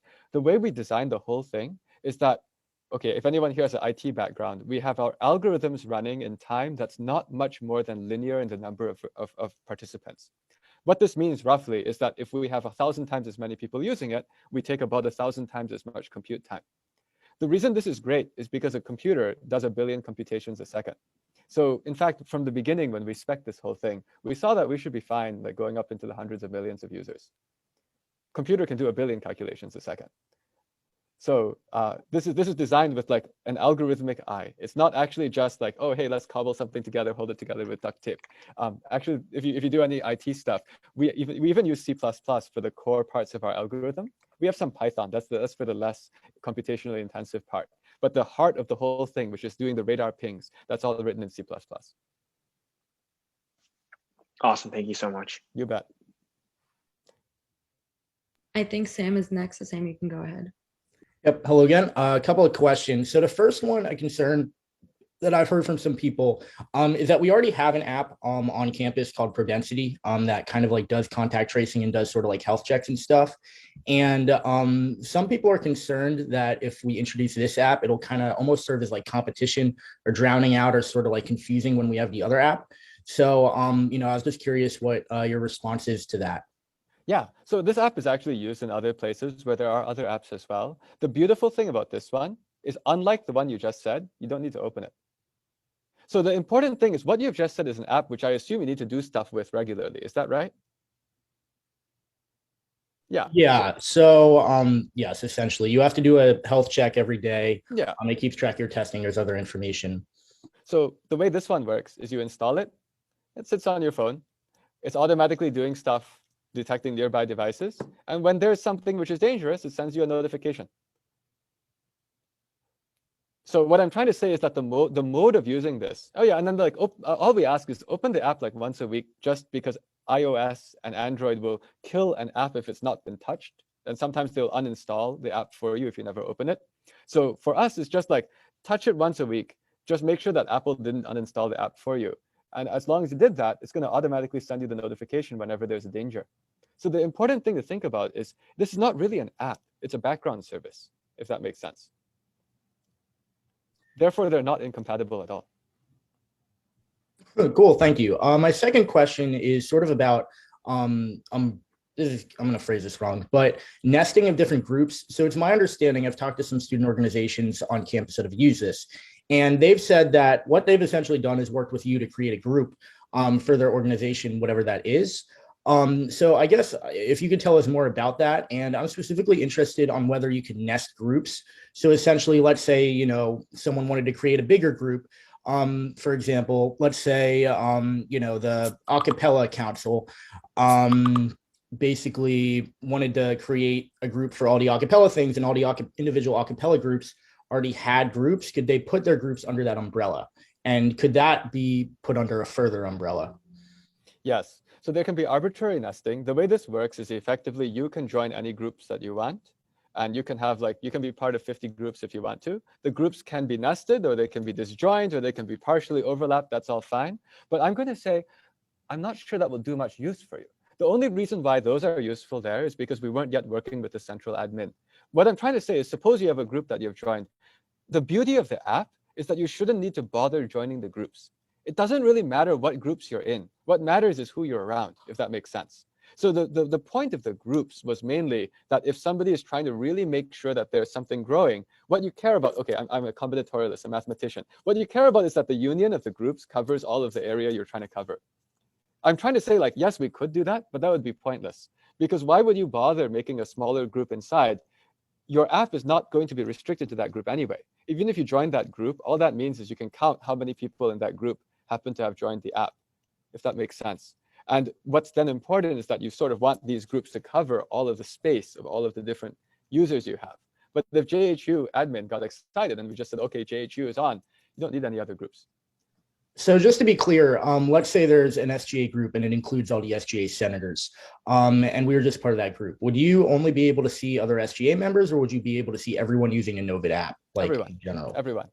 Okay, cool. Everyone. Thank you. Yeah, and actually, let me go on with that. So now you got me talking about like why this is a big deal. Because, for example, what we're trying to do is we're trying to save the country. Schools are trying to reopen, and this is giving you an example of how this thing might work. The point is, like, as you're trying to get these things to expand into bigger and bigger places, the definition of a group is only useful for the purpose of encouraging a certain area to grow, right? And I'm giving the school example because, for example, this is not relevant to you, but like K-12 schools, there might be a group for the school, that particular school. But the way the app works, even people outside the group can still use Novid, and they can be part of no group. That's fine too. But if the no group person is around the group person, it still connects, and the radar still transmits across. So I think what I'm trying to say is the purpose of the groups is just to make it so that there's a way to encourage growth, like user growth, because the person who's managing the group, well, not really person managing group, it's just like you can see, everyone can see how many people are in the group. Cool. And another question too, just if someone asked me because they forgot, how do you know if people test positive again? So this is exactly why a very important part of this is working with the university. Let me explain how it works at another health center at another major university. So in that health center, they have a contact tracing process, manual contact tracing process, which, as I said earlier, is legitimate and you should follow. Now, if you have a manual contact tracing process, there's somebody who knows this person is sick, and here are 5 people around them who they have spent time with. And in other universities, it's all done electronically. I mean, when you have the people who are sick and whatever, electronically, their email address is typed into some place by the university in their own system. They press go, and that person gets emails. What we have done is we actually have integrated with that step. So for example, one part of this is that we would talk to your IT department to say, what is the easiest way we can give you as little burden as possible so that when you do your normal business, It's just automatic. Nobody thought about anything. And what happens is Novid gave you a code and you sent the code to the person. So that's how it happens. The code gets somehow sent from us to you, and then that goes in an email to the person who is sick, and then they can report positive by typing that code in.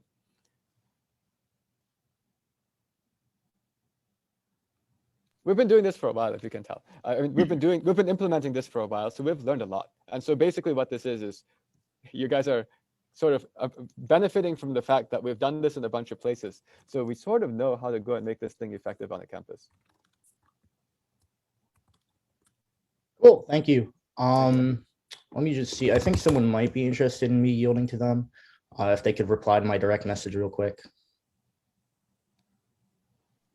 Oh, sure. Well, I mean, the caucus is over. I don't want to break the rules. Okay, well, you can motion for an extension to the moderate caucus, or we can move on to the resolution. So up to you guys. I'm good. Thanks, though. All right, so the moderate caucus is over. If anyone has any more questions, feedback, anything, they drop their email in the chat, which is partnerships@novid.org. So please do reach out to them if you want exec to reach out to them, so you can email or text me and Sam, and we'll do that. But thank you guys so much for coming and presenting about Novid. It really gave us some good background on the resolution that we're about to discuss. So thank you. You bet. We'll head off. So thanks for all the work that you guys do, and hopefully we can save the world together. Bye-bye. All right. Thanks, everyone. All right. With that, we're going to move into the contact tracing resolution introduced by Senator Tai. So JJ, you can share your screen and get to talking about that. I'll give you 5 minutes. Sorry, can you share screen from your end? Yes, of course. Thank you. Give me a second.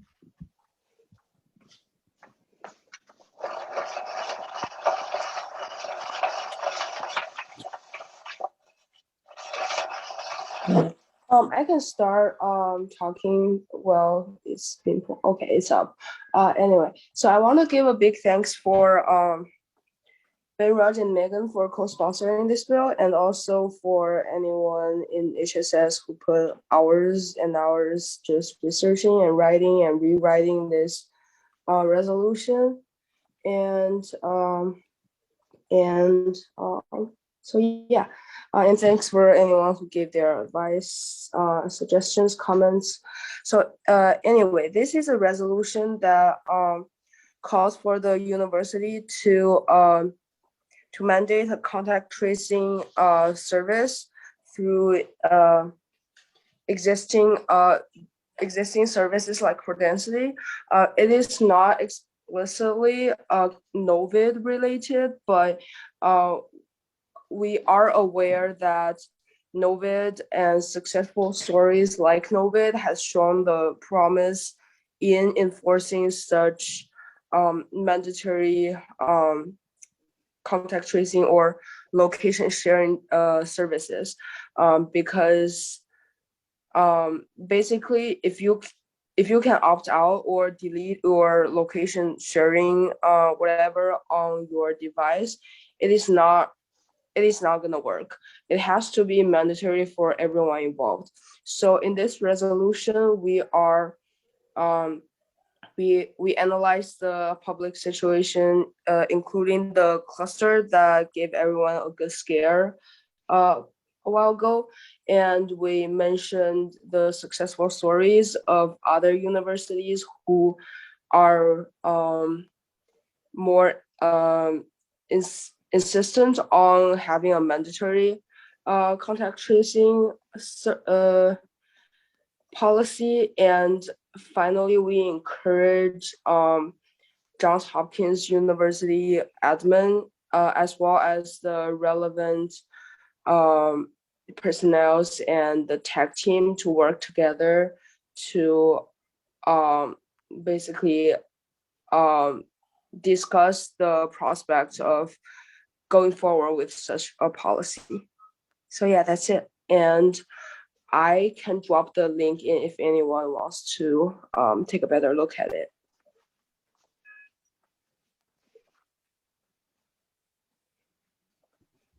I think Megan wanted to say something. So Megan, you can go ahead. I know you helped with the bill. Not so much of like the presenting because JJ covered it basically, but as for like the question part, I mean, I guess while people are looking over it or thinking about what they want to motion and bring up, I can briefly talk about the timeline for this bill. So originally, as you can see, it's a contact tracing bill.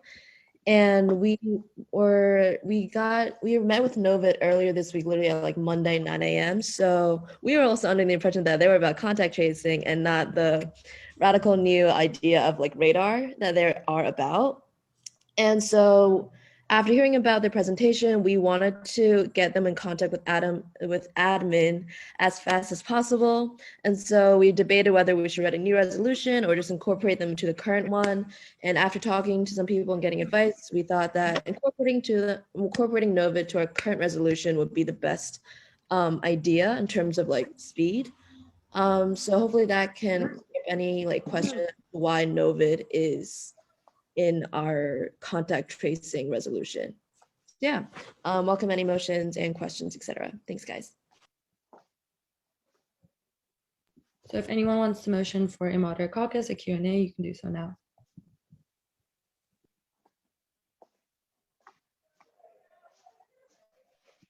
Motion for 3-minute Q&A. Could I get a second? Second. All in favor of a 3-minute Q&A with, I'm gonna guess 30-second speaking times, Nathan? Yeah, we can go with that. I forgot the needed speaking time, sorry. That's a good day. Please go to the reactions tab and hit the raise hand button. If you are voting against or abstaining, then please privately message me.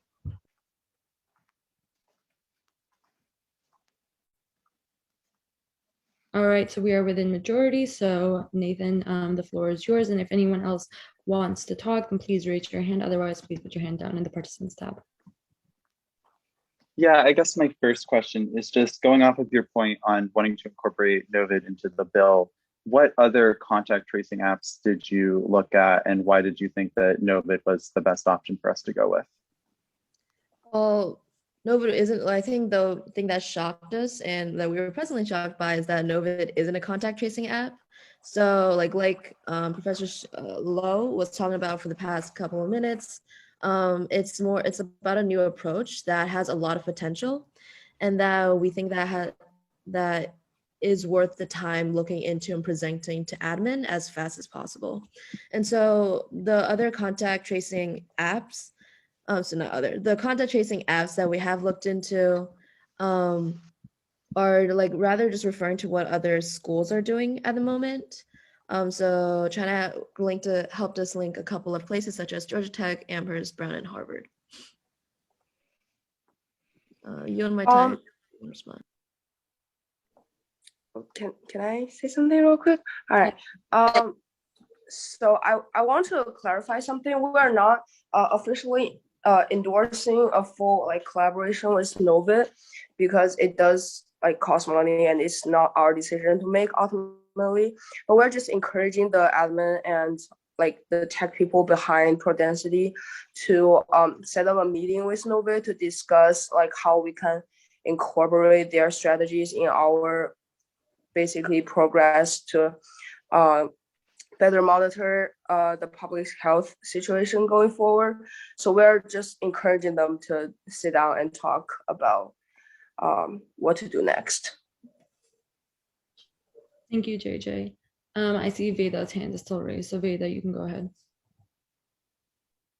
Sorry, misfire. Okay. Kobe, I see your hand is raised. Sorry, my bad too. Okay, Grace. I think she also might have done it by accident. So Ananya, if you want to go ahead. Yeah, I guess just further elaborating on the question that Nathan had earlier, like what other specific contact tracing apps have you all looked at and researched? And I guess what is like the vetting process for you all to think Novit's technique in particular was a good one, as opposed to encouraging a resolution that just like pushed for different changes to the current contact tracing process or pushed for like Prodensity to have different features. And I guess I'm just curious about like the wording choice, because I think that even with like removal of the explicit endorsement of Novid, there is still like a lot of implicit endorsement of using Novid as either a model or the app of choice for the university. Yield my time to authors or co-sponsors. So I think a big advantage that Novid has is basically right now the situation why some people are against contact tracing is they're worried about the invasion of privacy. And what Novid does is it doesn't really take the user information. So students are more inclined to use it without worrying about the repercussion of, if the contact team finds out about gathering or their violation of social guidelines and all that. Another thing is that it's passive, so you don't have to, like Prodensity, you don't have to log on to do stuff every day. Sorry, let me just check the chat real quick. Oh, is it just Novid, the app names? Hold on, I'll do some research. I yield my time to Megan if you want to answer anything, or next speaker. Oh, okay. I was not the one doing the research, so I can't say confidently what other contact tracing apps are being used, but I think what my impression of the options going forward is to either using something like Novid or incorporating some contact tracing features into existing apps that we are using, like Prodensity. So that's why in the resolution, we call for a meeting between the admin and the tech team behind Prodensity. Yeah. I use my time. Yeah. I don't know if it was within 30 seconds or 45 seconds, but the idea of this resolution wasn't to bring up more contact tracing apps to admin. It was just to talk about like how contact tracing is being performed like in general. And I guess the only reason why it's getting skewed as like getting like apps names involved is because of Novid. But that was more of like a last minute, like, oh, this is very interesting for something for us to include, if possible. And like I said, with our process, we considered rating a separate bill because Novid isn't about contact tracing. It's about another method of combating against COVID and a public health measure. So yeah, hopefully that can answer some questions. Thank you. So I see Ananya and Anthony are next. So yeah, you guys, Sam will be doing timekeeping. Go ahead, and then after that, the moderator caucus will expire. So if you want to extend it or move into voting or anything like that, then you can make a motion then. Go ahead, Ananya. Sure. I guess I have concerns about like the repeated line about Novid not actually being contact tracing. Like, I think that it's a flashy line for like the sales pitch to include in it, but at the point at which Novid functionally does serve as a contact tracing app that traces contacts that you have contact with or who have some sort of exposure to other contacts in their circles, I do functionally think that it is harmful for us to sit and approach this and say, well, Novid is not a contact tracing app because Novid is a contact tracing app. And I think we need to keep that in mind. Second part of that is that if we agree that Novid is a contact tracing app, I think it makes a lot more sense for us to be thinking about what Prodensity can do better and what Prodensity can do in different ways, because I think it still takes like the better parts of like automated services without like the talking to contact tracers in person. Thank you. Is this still Q&A, right? Yes. Okay.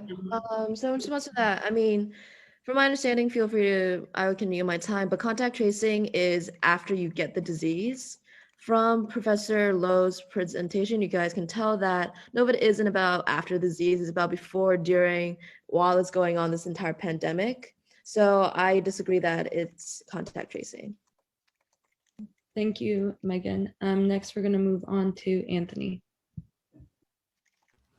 Yeah, I just kind of had a question that I wanted to open up to everyone, not even just the authors, but the question of other apps like that have been researched has come up a lot. So is there like a particular app or apps that people are wishing were suggested, or do they have other proposals? And that's my question. I yield my time. As the author of the resolution, I want to clarify another thing. The goal of the resolution is not to, it's not, sorry, it's not an end goal. It's just a starting point because of what happened a while ago with the cluster at Hopkins campus. I became much more concerned about the measures currently on campus to ensure that everyone's healthy and well, as well as the preventive measures to such that a cluster will never happen again.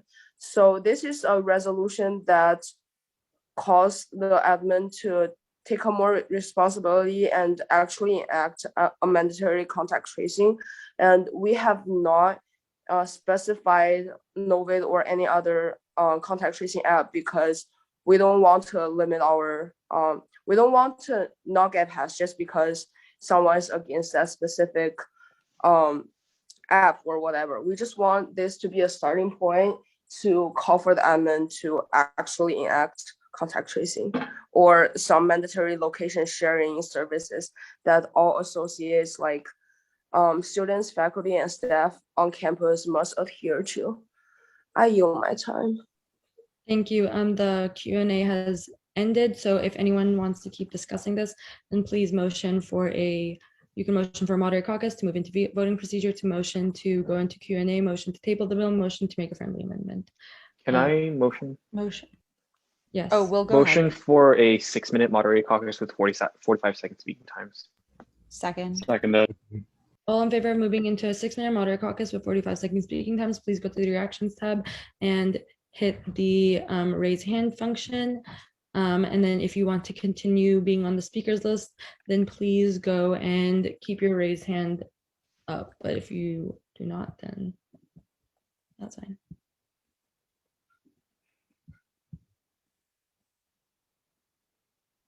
I don't think we got majority for that. So if you're not voting, or you're abstaining or voting no, then you have to privately message me. If you are voting yes, then you have to raise your hand. So we are within, and if you have already privately messaged me, then don't worry, I saw your messages. So since we got majority, we are going to go into a 6-minute moderated caucus with 45-second speaking times. And then please put your hand down if you do not want to be added to the speakers list. Will, you motioned that, right?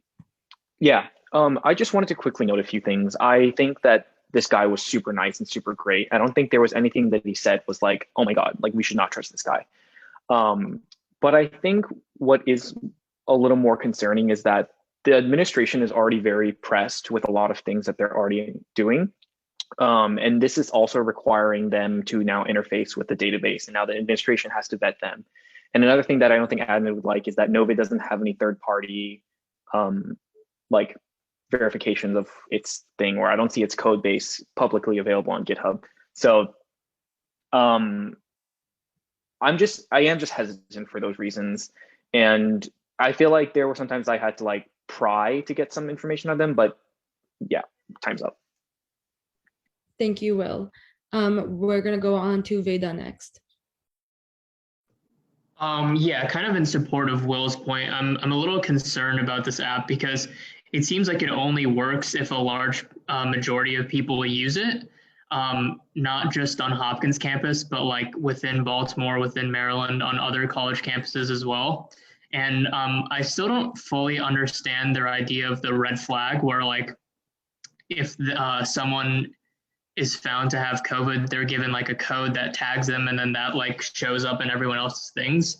I feel like that's a little slow, especially if you don't have that many people on the app yet. So they're not going to pick up as many of those red flags.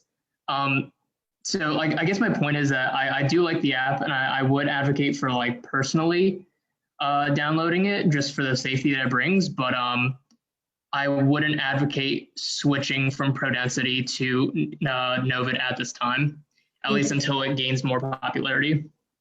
All right, I'm just gonna start muting people. I'm sorry after your 45 seconds are over because we are going to run over our meeting time. Next we have Talia. Yeah, so I just want to gear us to really look at the bill. The bill is not asking for NOVID to be implemented. It's asking for contact tracing to be mandatory and for guidelines about contact tracing, what it does and what it doesn't do in terms of privacy access. All of that, that's really the focus of the bill. And so I just wanted to redirect people because everyone's talking about how we shouldn't do NOVID, but that's not what the bill is asking for. And I also just want to say that admin is actively looking for ways to improve students following the social compact and following the rules. And so I think like making clear contact tracing guidelines, all of that is really important. That's all. Thank you, Talia. Next we have Raj. Yeah, I think Talia brought up some really good points, and I agree with a lot of the things she said.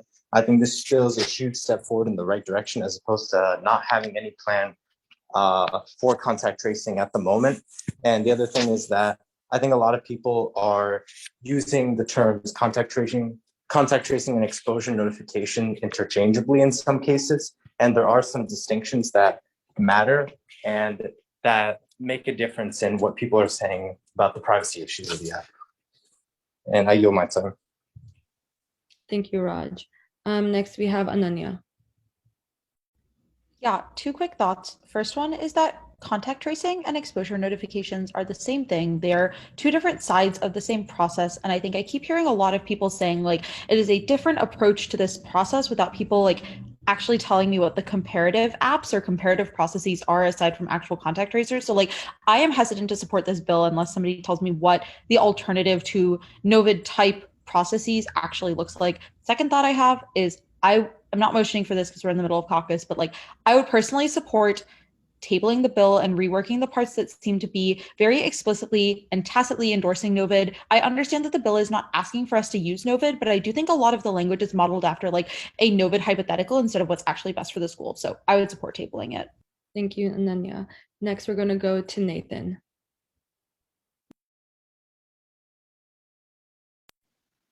Nathan. Sorry, my mute button had issues. Yeah, so I've got a lot. Some of this was covered, but my comments were removed, so I'm going to just kind of go through it quick. Again, by stating NOVID in our bill, we're tacitly endorsing them, so I just wanted to kind of throw that out there. Also, the bill was slightly rewritten between committee and now it talks about location tracking, which, to be clear, no one wants. Like that's like GPS, and so in the bill, we're actually endorsing like having the university like share our locations, which is not what pro-density would be, nor what NOVID would be. So the language here is a little concerning.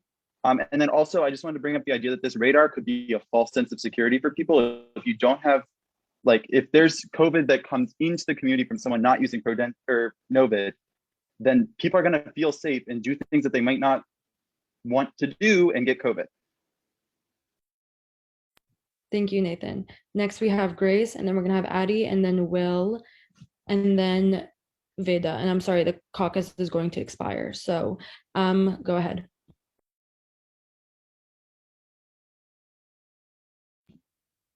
Addie. Oh, it's my turn. I'm sorry. I was taking notes. Oh gosh. Okay. Yeah. So my thought is that I feel like our first step maybe should be that we like endorse and enforce the rules that the school has put forward and like pro-density, and then like take the second step if like those aren't like working better after like this outbreak. I don't know. I feel like we should focus on kind of like going with how the school has like laid out rules and making sure that those are clear and making sure that people understand them and making sure that those are being enforced. And then we can talk about the next steps, because I also do feel like this is passively, as Nathan said, endorsing NOVID. And I just think that like some of this language, like what Nathan was saying about location tracking, needs to be revised. I don't know. I just feel like we should take a look at what the university is doing and try to make sure that we're helping enforce that and then go to next steps. Thank you, Addie. Next, we have Will. I'll yield my time. All right, thank you, Will. Next, we have Veda. Yeah, I just wanted to echo Addie's points in that we already have a system that seems to be working for now. I don't fully understand the business model that NOVID's going under, but it seems like they can't deploy it to everyone on campus unless Hopkins essentially stops paying for Prodensity and then replaces it with NOVID, which I just don't think would work with the few number of people on campus. I think that it would have to like expand to Baltimore and honestly to the rest of the country before it actually be effective.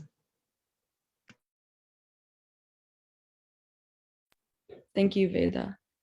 So the moderator caucus has expired, so we can motion for another moderator caucus or a Q&A, or you can motion to table the bill or anything. But if the bill was rewritten after it went through committee for review and added new language, then technically it's not eligible to be on the agenda because it has to go through committee review in the current form that it's in, unless you make a friendly amendment to it during the meeting or make a hostile amendment to it in the meeting and then vote on it. So was it amended after it went through committee?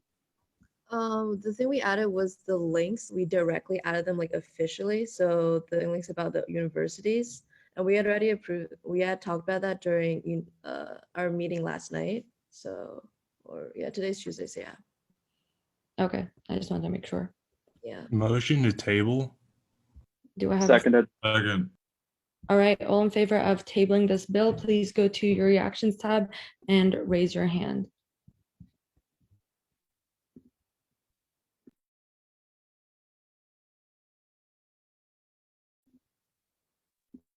So everyone vote unless you have specifically messaged me that you're abstaining or if you are voting against tabling the bill.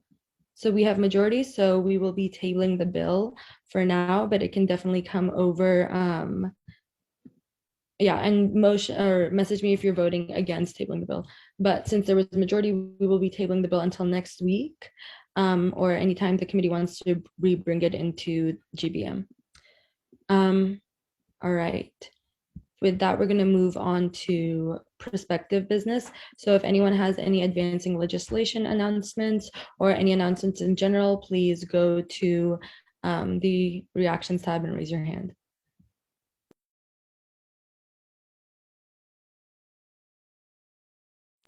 Sam, do you have any announcements? Yeah, I'll keep them quick. First, I emailed you all if you're interested in coming to the Board of Trustees event on the 2nd, or rather it's on the 4th of March on Thursday around noon. I have not received any responses yet. It's going to be the exec board plus whoever's interested. So if you are interested, please try to let me know by Friday. It should be a really exciting opportunity, so I would recommend it. Second, so the way we generally do things at Daniel's event, Daniel's dinner, but now it's an event, is we have 1 or 2 or 3 people that present each topic that we're going to be doing. We're going to give you sort of a new list of what we're going to be talking about. It's mostly the same as what we voted on, just reformatted a little bit. And after that, please let me know if you'd be interested. And the third thing, so I sent that email asking that we, if you're interested in contributing content to the follow-up email as Tom McDermott, please get in touch with me. I would like some more responses on that. I know several of you were passionate about the follow-up email and I have not heard from you yet. So please get in touch with me ASAP about that, because I wanted to send it tomorrow night. I would like to send it tonight or tomorrow morning. Thanks, and good meeting, everybody. That was good. Thank you, Sam. I see Obi and Anthony's hands are up, so if you guys have any announcements, you can go now. No, I was still just up from before, my bad. Okay. And then your hand's up. Did you want to say something? Yeah, just a reminder for folks on here, pen pal form closes on Friday.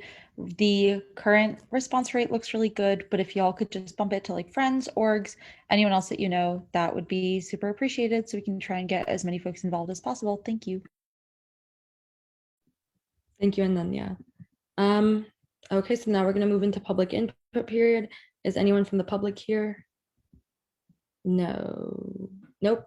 All right, so do I have a motion to close the meeting? Motion to close the meeting. Seconded. Okay, all in favor of closing the meeting, please go to the reactions tab and use the raise hand feature. If you're voting against or abstaining, then please privately message me.